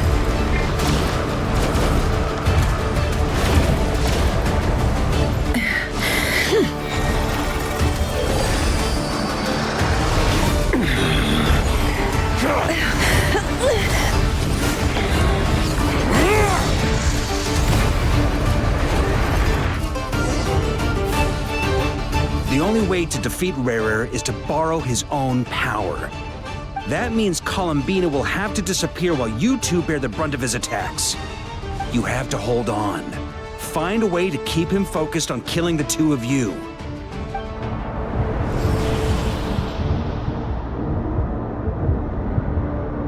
Nefer, your eyes are bleeding.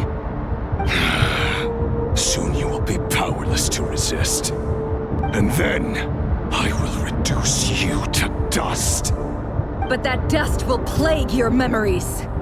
Come on, keep holding on. Any other tricks up your sleeve? Let's see them. As entertaining as they are, you've backed yourself into a corner. You don't fool me. I see your fear clear as day. I have to stoke his rage. Make him unleash everything. You fear what you could never defeat. You fear the thought of never being able to save your beloved. You cannot win the fight against fate, rerir. Is that what you think? Well, now it's your turn to feel afraid!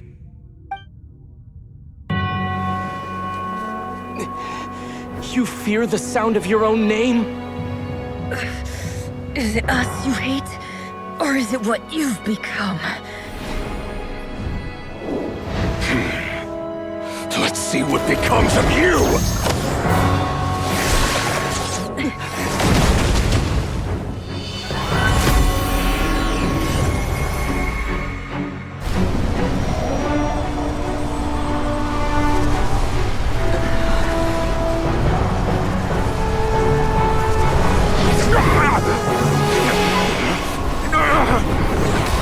What's happening?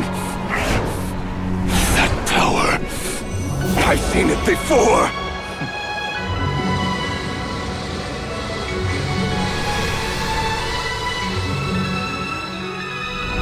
His power is on another level.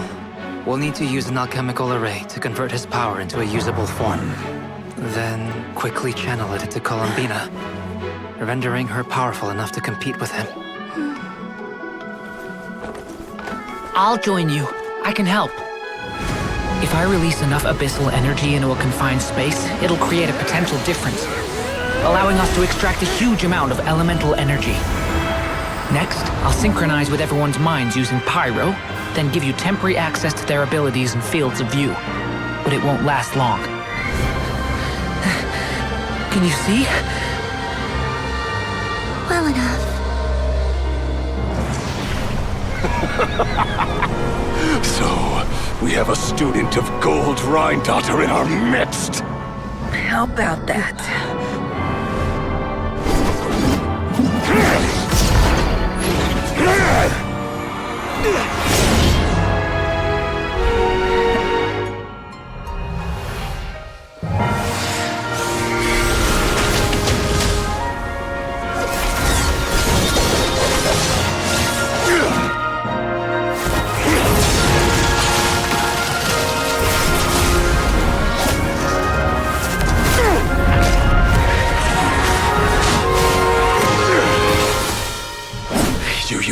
own power against me? Just like how you stole Kuvaki. Look familiar?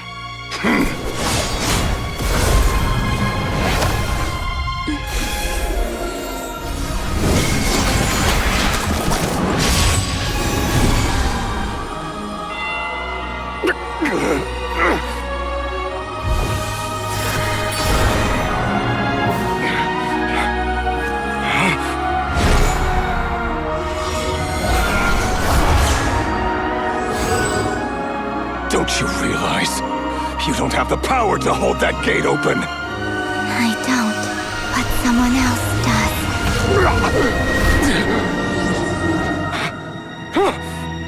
Goodbye, rerir.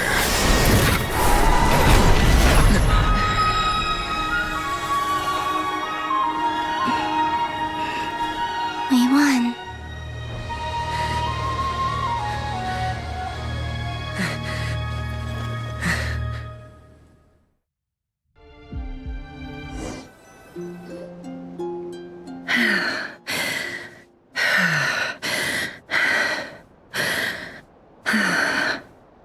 Nefer, how are your eyes? They're fine. Apart from the blindness, of course. It's not too late. Let me handle it.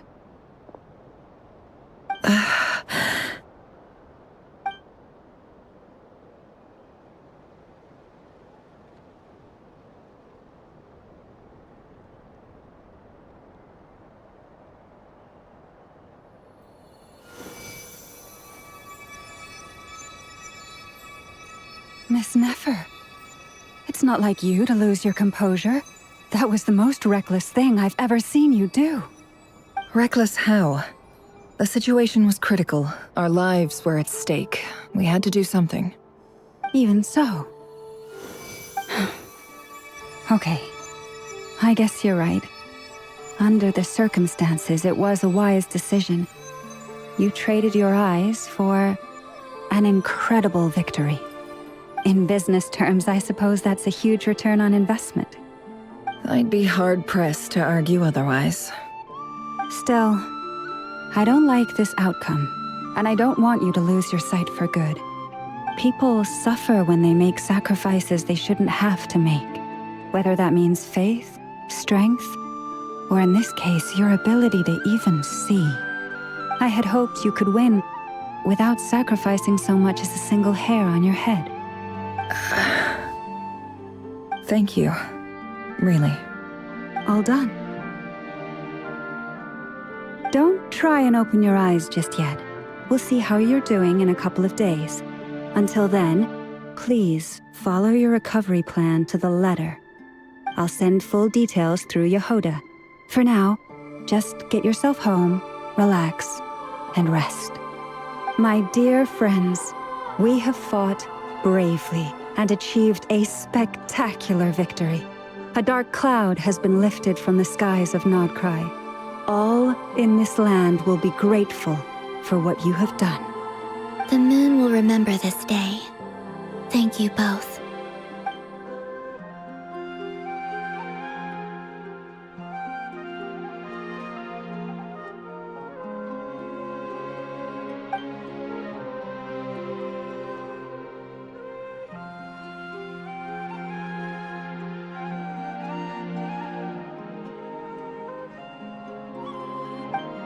There's something I want to let you know.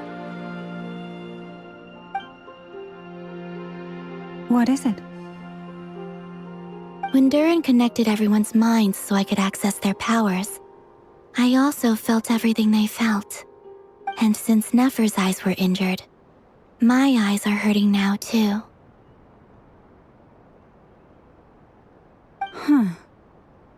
Hold on. Let me try. I only feel the pain. There's no actual damage. I just thought I should tell you. You're right. There's no damage. That's a relief. But I must say, I'm surprised to hear the Kutar share something like this with me. In the past, you never used to open up about yourself. Things are a little different now from how they were. I'm learning to share how I truly feel with my friends. Friends. You have no idea how glad I am to hear that.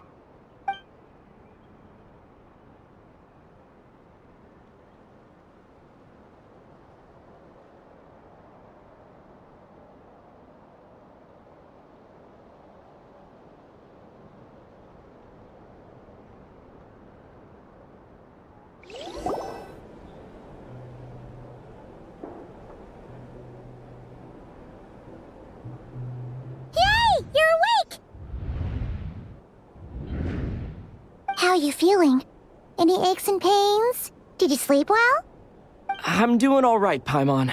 No need to worry about me. Phew! Well, that's good. Paimon's been sitting on the edge of the bed worrying about you for ages. You slept a whole day and night. Poor Paimon had to eat all by her lonesome. Glad to hear you didn't starve. How was the food? Well, it wasn't the same without you there to share it. Honestly, Paimon just can't relax when you're not your usual self. She couldn't enjoy the food and settle down to sleep. Well, I'm back to normal now. Oh yeah, and Albedo swung by earlier. He said to tell you to head to the tavern when you woke up.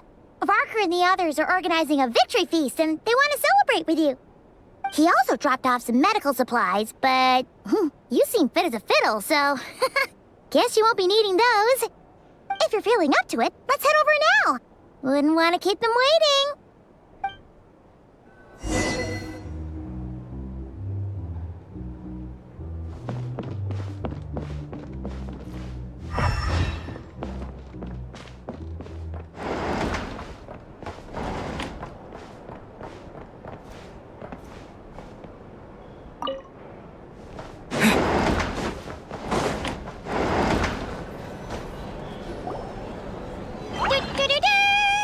We're here! Oh, Traveler and Paimon! Perfect timing! We were literally just saying how there's no way we're holding this victory feast without you any longer, and we would have postponed it till tomorrow. How are you feeling today? Much better. Thanks. Don't worry about me. Relieved to hear it. If that changes, just let me know. Happy to check you over at any time. Yep, we're here for you. Anything you need, just let us know. Oh wait, where's Nefer? How are her eyes doing? Nefer's right over there. I'm sure she'd love to catch up with you.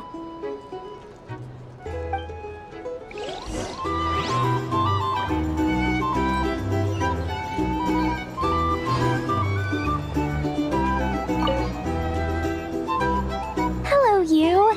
Recovered from the battle? Come on, what do you mean? Of course I'm gonna ask. I care about my friend's well-being, and we are friends, aren't we? Get yourself a drink, you've more than earned it. In fact, today, your drinks are on me. Lord Sangamabe's got you covered. Wow, really? What about Paimon? Has she earned it too? Has she? Please? Well, you haven't been through quite as much as the Traveler, but... what the heck, sure. Yay! Wow! Drinks on Dory! What a historic day. Hey, keep your voice down, or everyone else is gonna want in too. You... Have you heard anything I've been saying recently? Doing business in Nodcry has been an absolute nightmare. If I'm buying for everyone, I'll... Okay. Paimon will speak more quietly. Jeez. That's more like it. Don't you forget, Lord Sangamabe doesn't just go around buying drinks for anyone and everyone.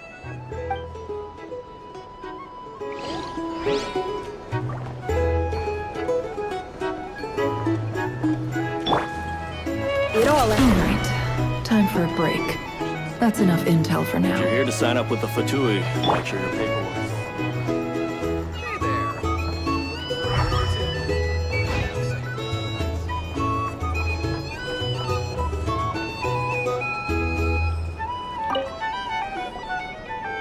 I thought of 1,000 ways to congratulate you, but now you're here, words are failing me. The honorary knight stuns them speechless once again. Well said. The honorary knight showed us all how it's done. The other knights told me that Mondstadt was the first stop on your journey. All of us are truly delighted to count you as our friend. I'd like to thank you for supporting the Knights of Favonius, and also for helping us save Nodcry. Nonsense! Of course I'm gonna mention it. This is more than just business. It's a relationship. And there can be no relationship without showing gratitude where it's due.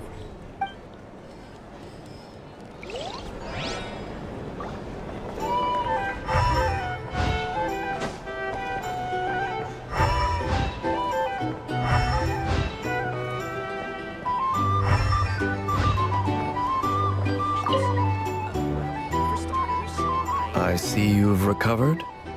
You bet. Snooze his way to a full recovery. Glad to hear it. A healthy body is paramount. Nothing else in life is possible without it. So take it slow.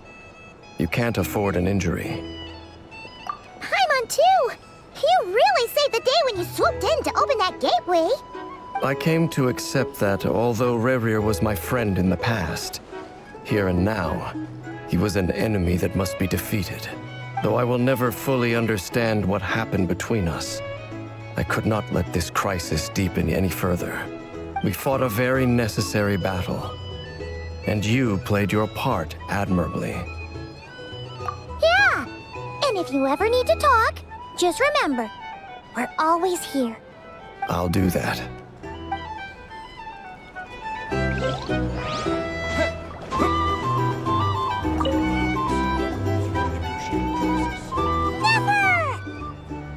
Traveler, Paimon, are you recovering well? Turns out that moon chanter has some real talent after all. My eyes were mostly recovered after just a couple days' rest. I can actually open them again now. Yeah, but you gotta be careful. Lauma says not to strain your eyes while they're still healing. Yes, thank you. I'm well aware. Yehoda, could I borrow you for a moment? I could do with an extra pair of hands. Oh, sure. Coming. Did you hear that? I gotta go help Lauma for a second. You guys chat among yourselves. I'll grab us some drinks on the way back. Paimon, you still like 'em sweet? You bet! Make it extra sweet, because Paimon's earned it! Sure thing!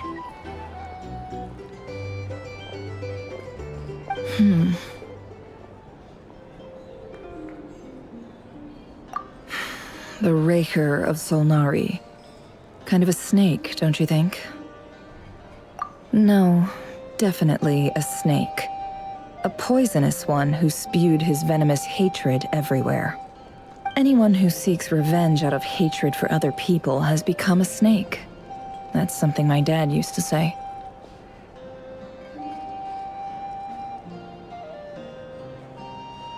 Perhaps.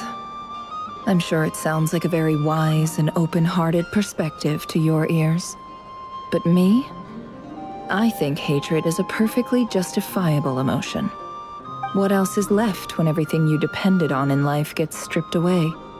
Something's gotta fuel that drive to keep on living. If you're worried about me, you can nip that in the bud. I'm not someone who gets stuck in the past. It's just... I suddenly feel like I was wrong to call my father a liar. He was just a fool. That's why the academia turned their back on him, and why the other tribes ganged up on him. Oh, father. How much better things could have been if you were a skilled liar. Look at the Ibis King. Thoth is a fiendishly cunning liar. And yet, strangely, he feels more like a father to me than my real dad ever was. He's never brought it up, but I'd bet he feels the same way. Why else would he give me the power to perceive the truth, while at the same time training me in the art of deception? Well, King Deshret banished him to Aru, which is essentially a prison, and posed 3 questions to him. He promised that he'd have his freedom if he could find the answers. His response was to take on a physical form and approach me, hoping that I could become his envoy and search for one of the answers on his behalf. Did he really think I'd fall for that? He's stuck there. He can't make me return what he gave to me.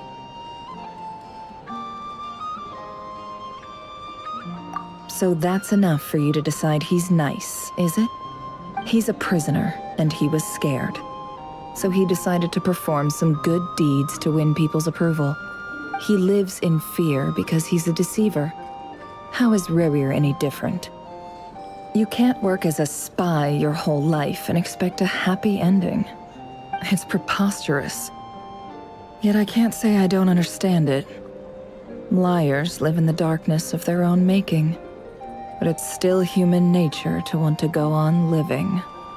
They say that a liar's soul is the most worthless thing in the world. What do you think?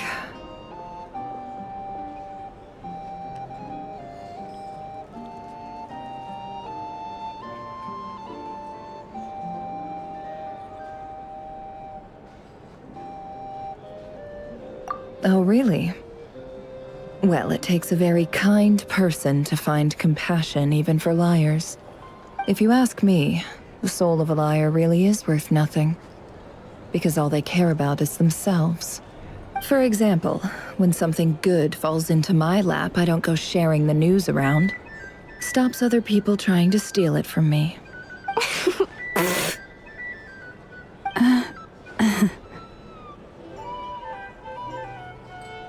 So be it.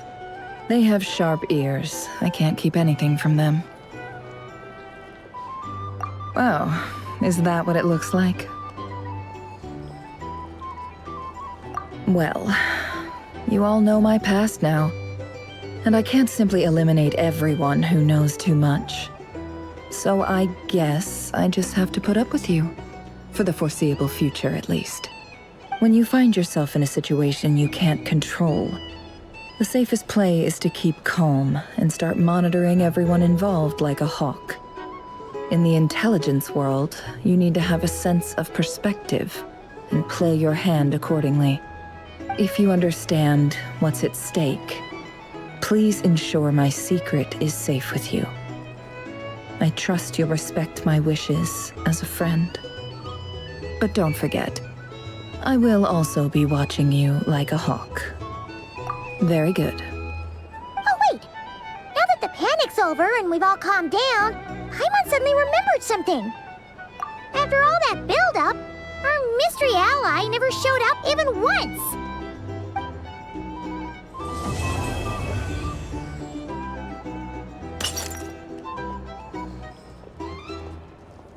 Huh? Am I imagining things?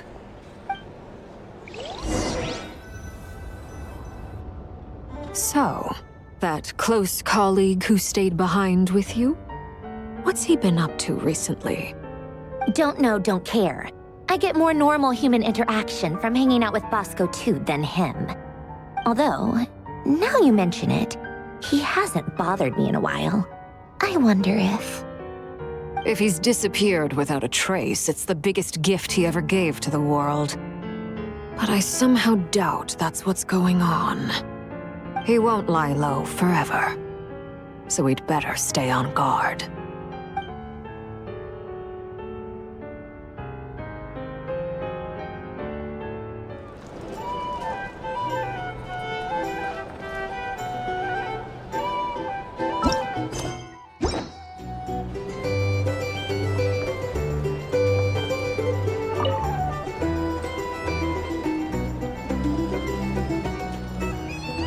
Ah, Lord Sangama Bay.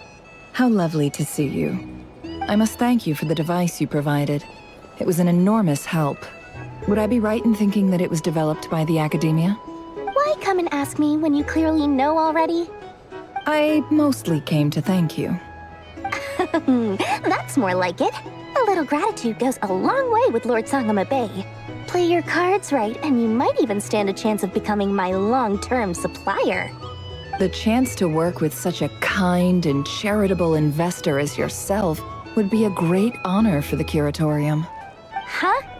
Charitable? Who said anything about charity? First time hearing about it.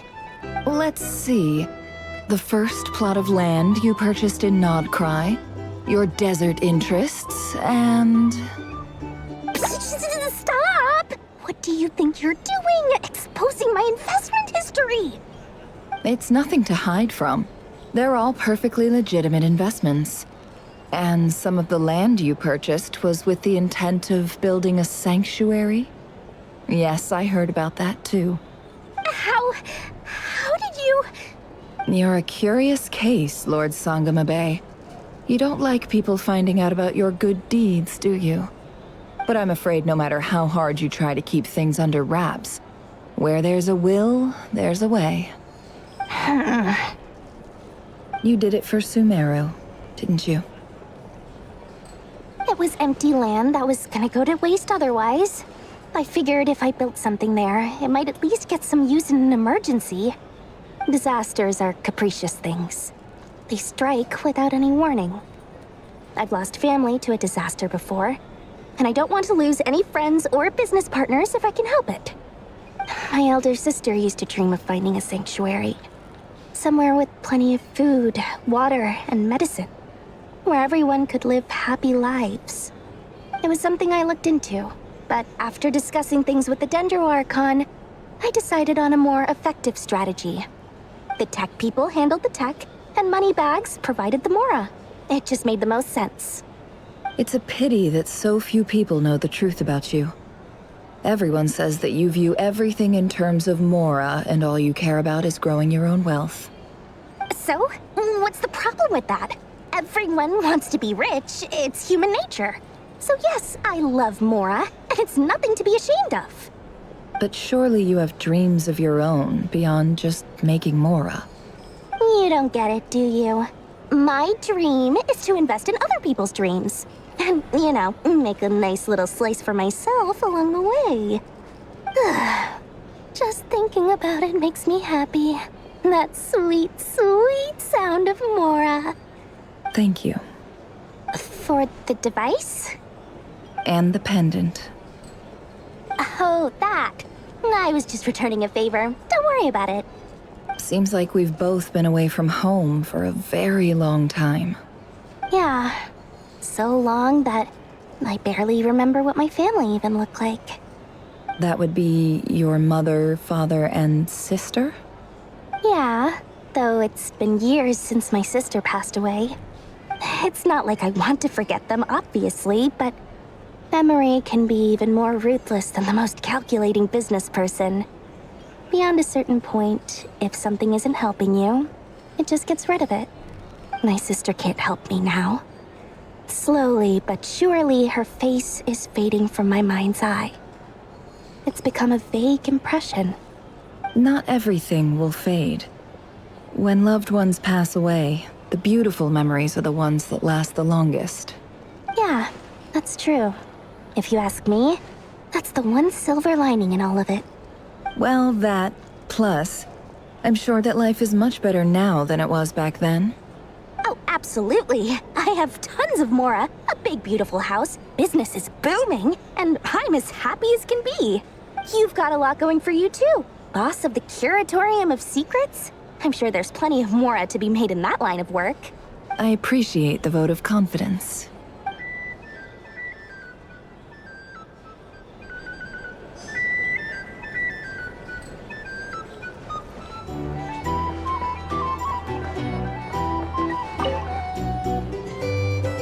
How have you been holding up? Any adverse reactions? If you start to take a turn for the worse, make sure you tell me right away. You don't need to worry about me, Grandmaster. I'm fine. I mean, I barely did anything, so... What? You're too humble, young man. You played an indispensable role in the battle for Nodcry. We can't thank you enough for your support. Sometimes, when people praise you, it's because you deserve it. The best thing is to accept it calmly and with grace. It's important to learn how to respond to words of admiration. Let's do a quick demonstration. Albedo, that was an incredible feat of alchemy. The pressure was on, but you worked flawlessly at lightning speed to get the job done. Thank you. I can't take all the credit, though. Durin played a big part in forming the alchemical array. See? Did you catch that? A masterclass in how to take a compliment. Okay, yeah, I did work pretty hard to help prepare for the battle. No point denying that. Hey, you guys! Hey, look who's bounced back. Looking good, traveler. Seems like you've recovered. You won't need to take any more medication. Can I get you a drink? Huh? You know how to order at a bar now? You've sure learned a lot recently. Handling a drinks order is ridiculously simple compared to alchemy. Don't worry, I'll blend into society yet. Paimon believes it. You're clearly a fast learner, just like your brother. To be totally honest, though, Paimon didn't quite follow all the details when you first explained the plan to us. Don't worry, that's completely understandable. Unless you're a student of alchemy, it's hard to grasp the principle and how the process works. To put it in the simplest terms, we saw how our enemy stole the power of Kuvaki. And that gave us the idea of stealing his power to turn it against him. When facing an enemy you have no hope of defeating, it's best not to engage them in battle. So, instead of looking for a way to overpower him, we decided to help Columbina get strong enough to at least stand up to him in a fight. For this to work, we had to analyze his modes of attack, confirm who his main target was, and make sure that he wouldn't go beyond the range of the alchemical array. For added security, we prepared a total of 4 arrays. But to mitigate the impact of the battle, we identified one location in particular as the ideal spot, which is where the confrontation took place. The alchemical array absorbed his abyssal power. Then Durin processed it to render it usable by Columbina. That power enabled her to do what would otherwise have been nigh on impossible. What surprised me was that Dainsleif actually agreed to join us. Given his history with rerir, he had every right to sit this one out. But we're extremely grateful for the decision he made. It must have been a painful choice to make. But I'm sure that making a decision was far better for him than staying in limbo.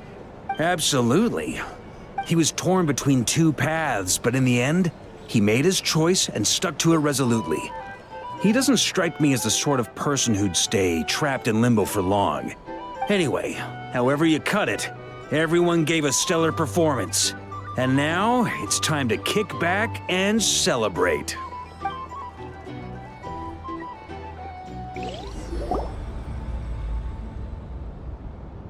That's the only reason you're here. Yes. I've thought a lot about it. And I've realized that you, me, and Arlecchino should be friends. I think this is very important. So I felt I had to come and tell you. Well, this is a new one. I'm so moved. I can't even hold my teacup. If that's all, you can leave now. Do you not want to be friends with me? Or is it that you prefer being co-workers? What is this, Columbina? Are you deliberately testing my patience threshold? Right now, my politeness module is active. But if you say another word, I swear I'll shut it down. If your politeness module was active, wouldn't you say the word please at some point? Polonia, please see Lady Columbina to the door. Will you still invite me to your next tea party? What? Yes, I think you will. Bye-bye, dear Sandrone.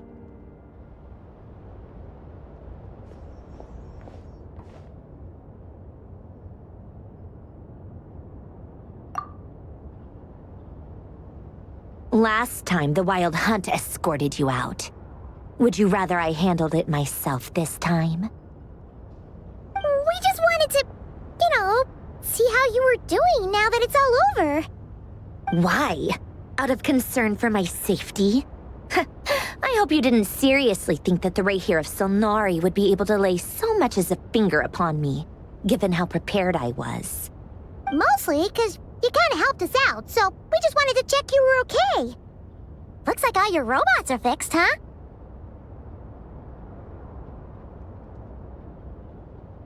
Oh, don't you worry about that. Tea time is already a write-off. The visitor before you managed to kill my appetite. If you're in the mood for tea, go ahead and help yourself. Otherwise, it's going to waste. My coasters are still missing in action, though. Use this notebook instead. Whoa! Pretty hefty notebook. Look at all those calculations. You can ignore those. They're just dumb scribblings. I doodle and write in my free time. Sometimes I remember the distant, dreamlike past. Sometimes I imagine the far-flung future. And other times, I grit my teeth and note down all the crazy nonsense going on in the present. Some people do the crosswords in the newspaper.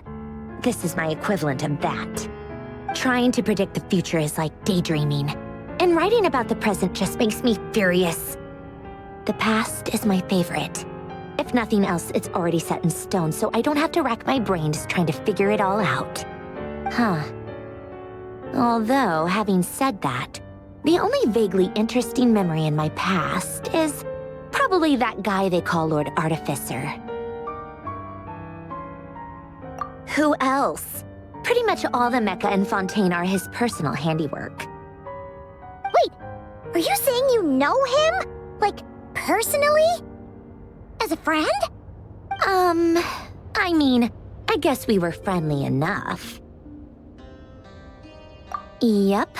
In fact, I'm probably the only normal person left who knew him at all.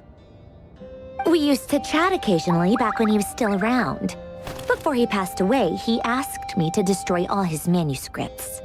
I honored his request, but I did read through everything first before destroying them. I mean, I couldn't let the genius of Lord Artificer Alain Guillotin disappear like that. Would have been such a waste.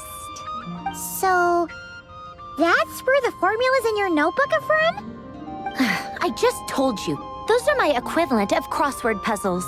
They're just dumb formulas that I solve for fun when I'm bored. Alain's work was like epic poetry. The formulas in my notebook are just silly little riddles in comparison. Not that there's anything bad about them. I mean, at least, solving those riddles isn't going to hurt anyone. Except me, 'cause I lose a few brain cells in the process. Anyway, while we're on the topic, I might as well tell you about what happened to him and his friends. Alain Guillotin had two close buddies, Renee and Jacob. They spent their childhood years together in the Narzissenkreuz Institute. They were all quite competitive, so there was some rivalry between them, but it was a friendly rivalry. But beneath the friendship and the rivalry ran something deeper, a sense of nostalgia for the past. Unfortunately, childhood would end, the prophecy would come true, the apocalypse would arrive, and the future would never be. A mad dream that would normally only capture the minds of lunatics began to take root in their hearts. A dream of saving the world. And if Renee and Alain had been people of lesser wits, that dream would probably have ended up as something for them to joke about in their older years. But alas, they were some of the sharpest minds around. They nurtured that dream with the full power of their intellect, and it grew into something that ate away at their souls. The first of them to fall under its spell was Renee. Against Alain's wishes, he persisted in experimenting on a mutual friend of theirs to try and save their life. Alain did not approve and parted ways with Renee. It's complicated. Alain wanted to believe that Renee only did what he did for the sake of their friendship. But when he told me about what happened, I could tell he still had some suspicions about Renee's motives.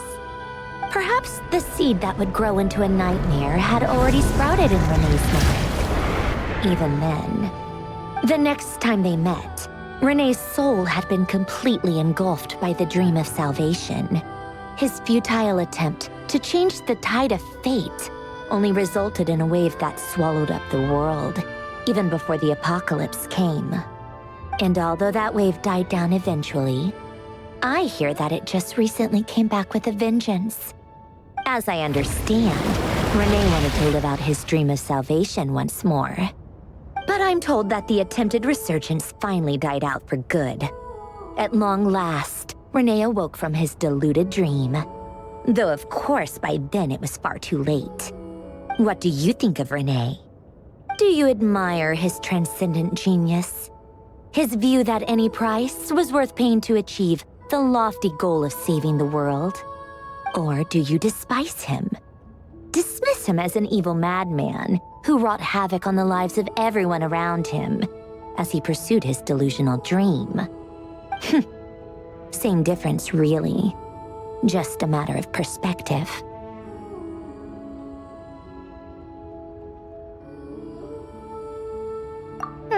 What a cop-out. But I suspect you'd have a more incisive and insightful answer if we dug into it further. I don't like fanatics who give up their whole lives for their ideology. Nor do I like fools who let their delusions take control. Maybe I could understand if Renee had just been an ordinary person. But he had a sage-like intellect. And still managed to get himself lost in the labyrinth of his own desires. Anyway, that's enough about Renee. Now, moving on to Alain Guillotin, the Lord Artificer. He managed to put a stop to the first storm whipped up by Renee.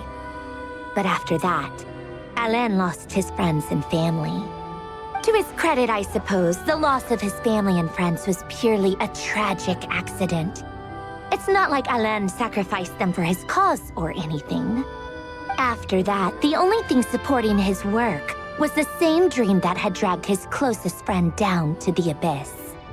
But although the desire to save Fontaine drove him to found the Fontaine Research Institute, Alain continued to reject any form of transcendental knowledge or power. He was suspicious and fearful of it, having seen the way it had affected his closest friend. I think that formulas and machines derived solely from human intellect were the only thing that gave him a sense of spiritual comfort. Yet Alain's intellect was simply too great. It barely left him space to breathe in his lifetime. Once he realized that the end of his life was approaching, he finally accepted the truth. The Nazissenkreuz Institute needed someone, and a human being, to see its story through to the end. He quit working on his formulas, trading them in for the fairy tales that had played such a formative role in his childhood, but which he barely touched in his adult life. He told me that the director of the Nazissenkreuz Institute used to read those fairy tales to the children as bedtime stories. Apparently, they worked wonders at sending kids off to sleep. I think that all he wanted at that time in his life was to be able to sleep deeply without being plagued by depression. By that point, nothing else really mattered. At the very end, he laid down to rest in the ruins of the former Nazissenkreuz Institute orphanage, while the Fontaine Research Institute he had founded continued tirelessly with its work. Many years after that, tensions over competing dreams would once again cause a rift, this time between members of the Fontaine Research Institute. But the actions of those fools had nothing at all to do with Alain. And that is the story of two people from the Nazissenkreuz Institute who both wanted to save the world. One went all in on his fantasy of salvation without ever looking back, and ended up calmly sinking to the bottom of the deepest sea. The other sought desperately to burn bright in his life, even though he wasn't sure where he was going. I do sometimes wonder, why is it that people like them have such grand hopes of saving the world? Even the grandest tree starts as a tiny seed. So perhaps, for each of them, their mission to save the world began with a very simple desire: to save themselves. They were young children with friends and family who mattered to them, desires to explore the meaning of life, ambitions to have a successful career. They didn't want to see all of that taken away in one fell swoop. Or maybe they just wanted to find something to anchor themselves within the chaos, to stop them getting quietly swept away by the storms of life. But instead, the search for their own salvation took them down the rocky road laid out by fate. Do you think the desire to save oneself is enough of a justification to try and save the world?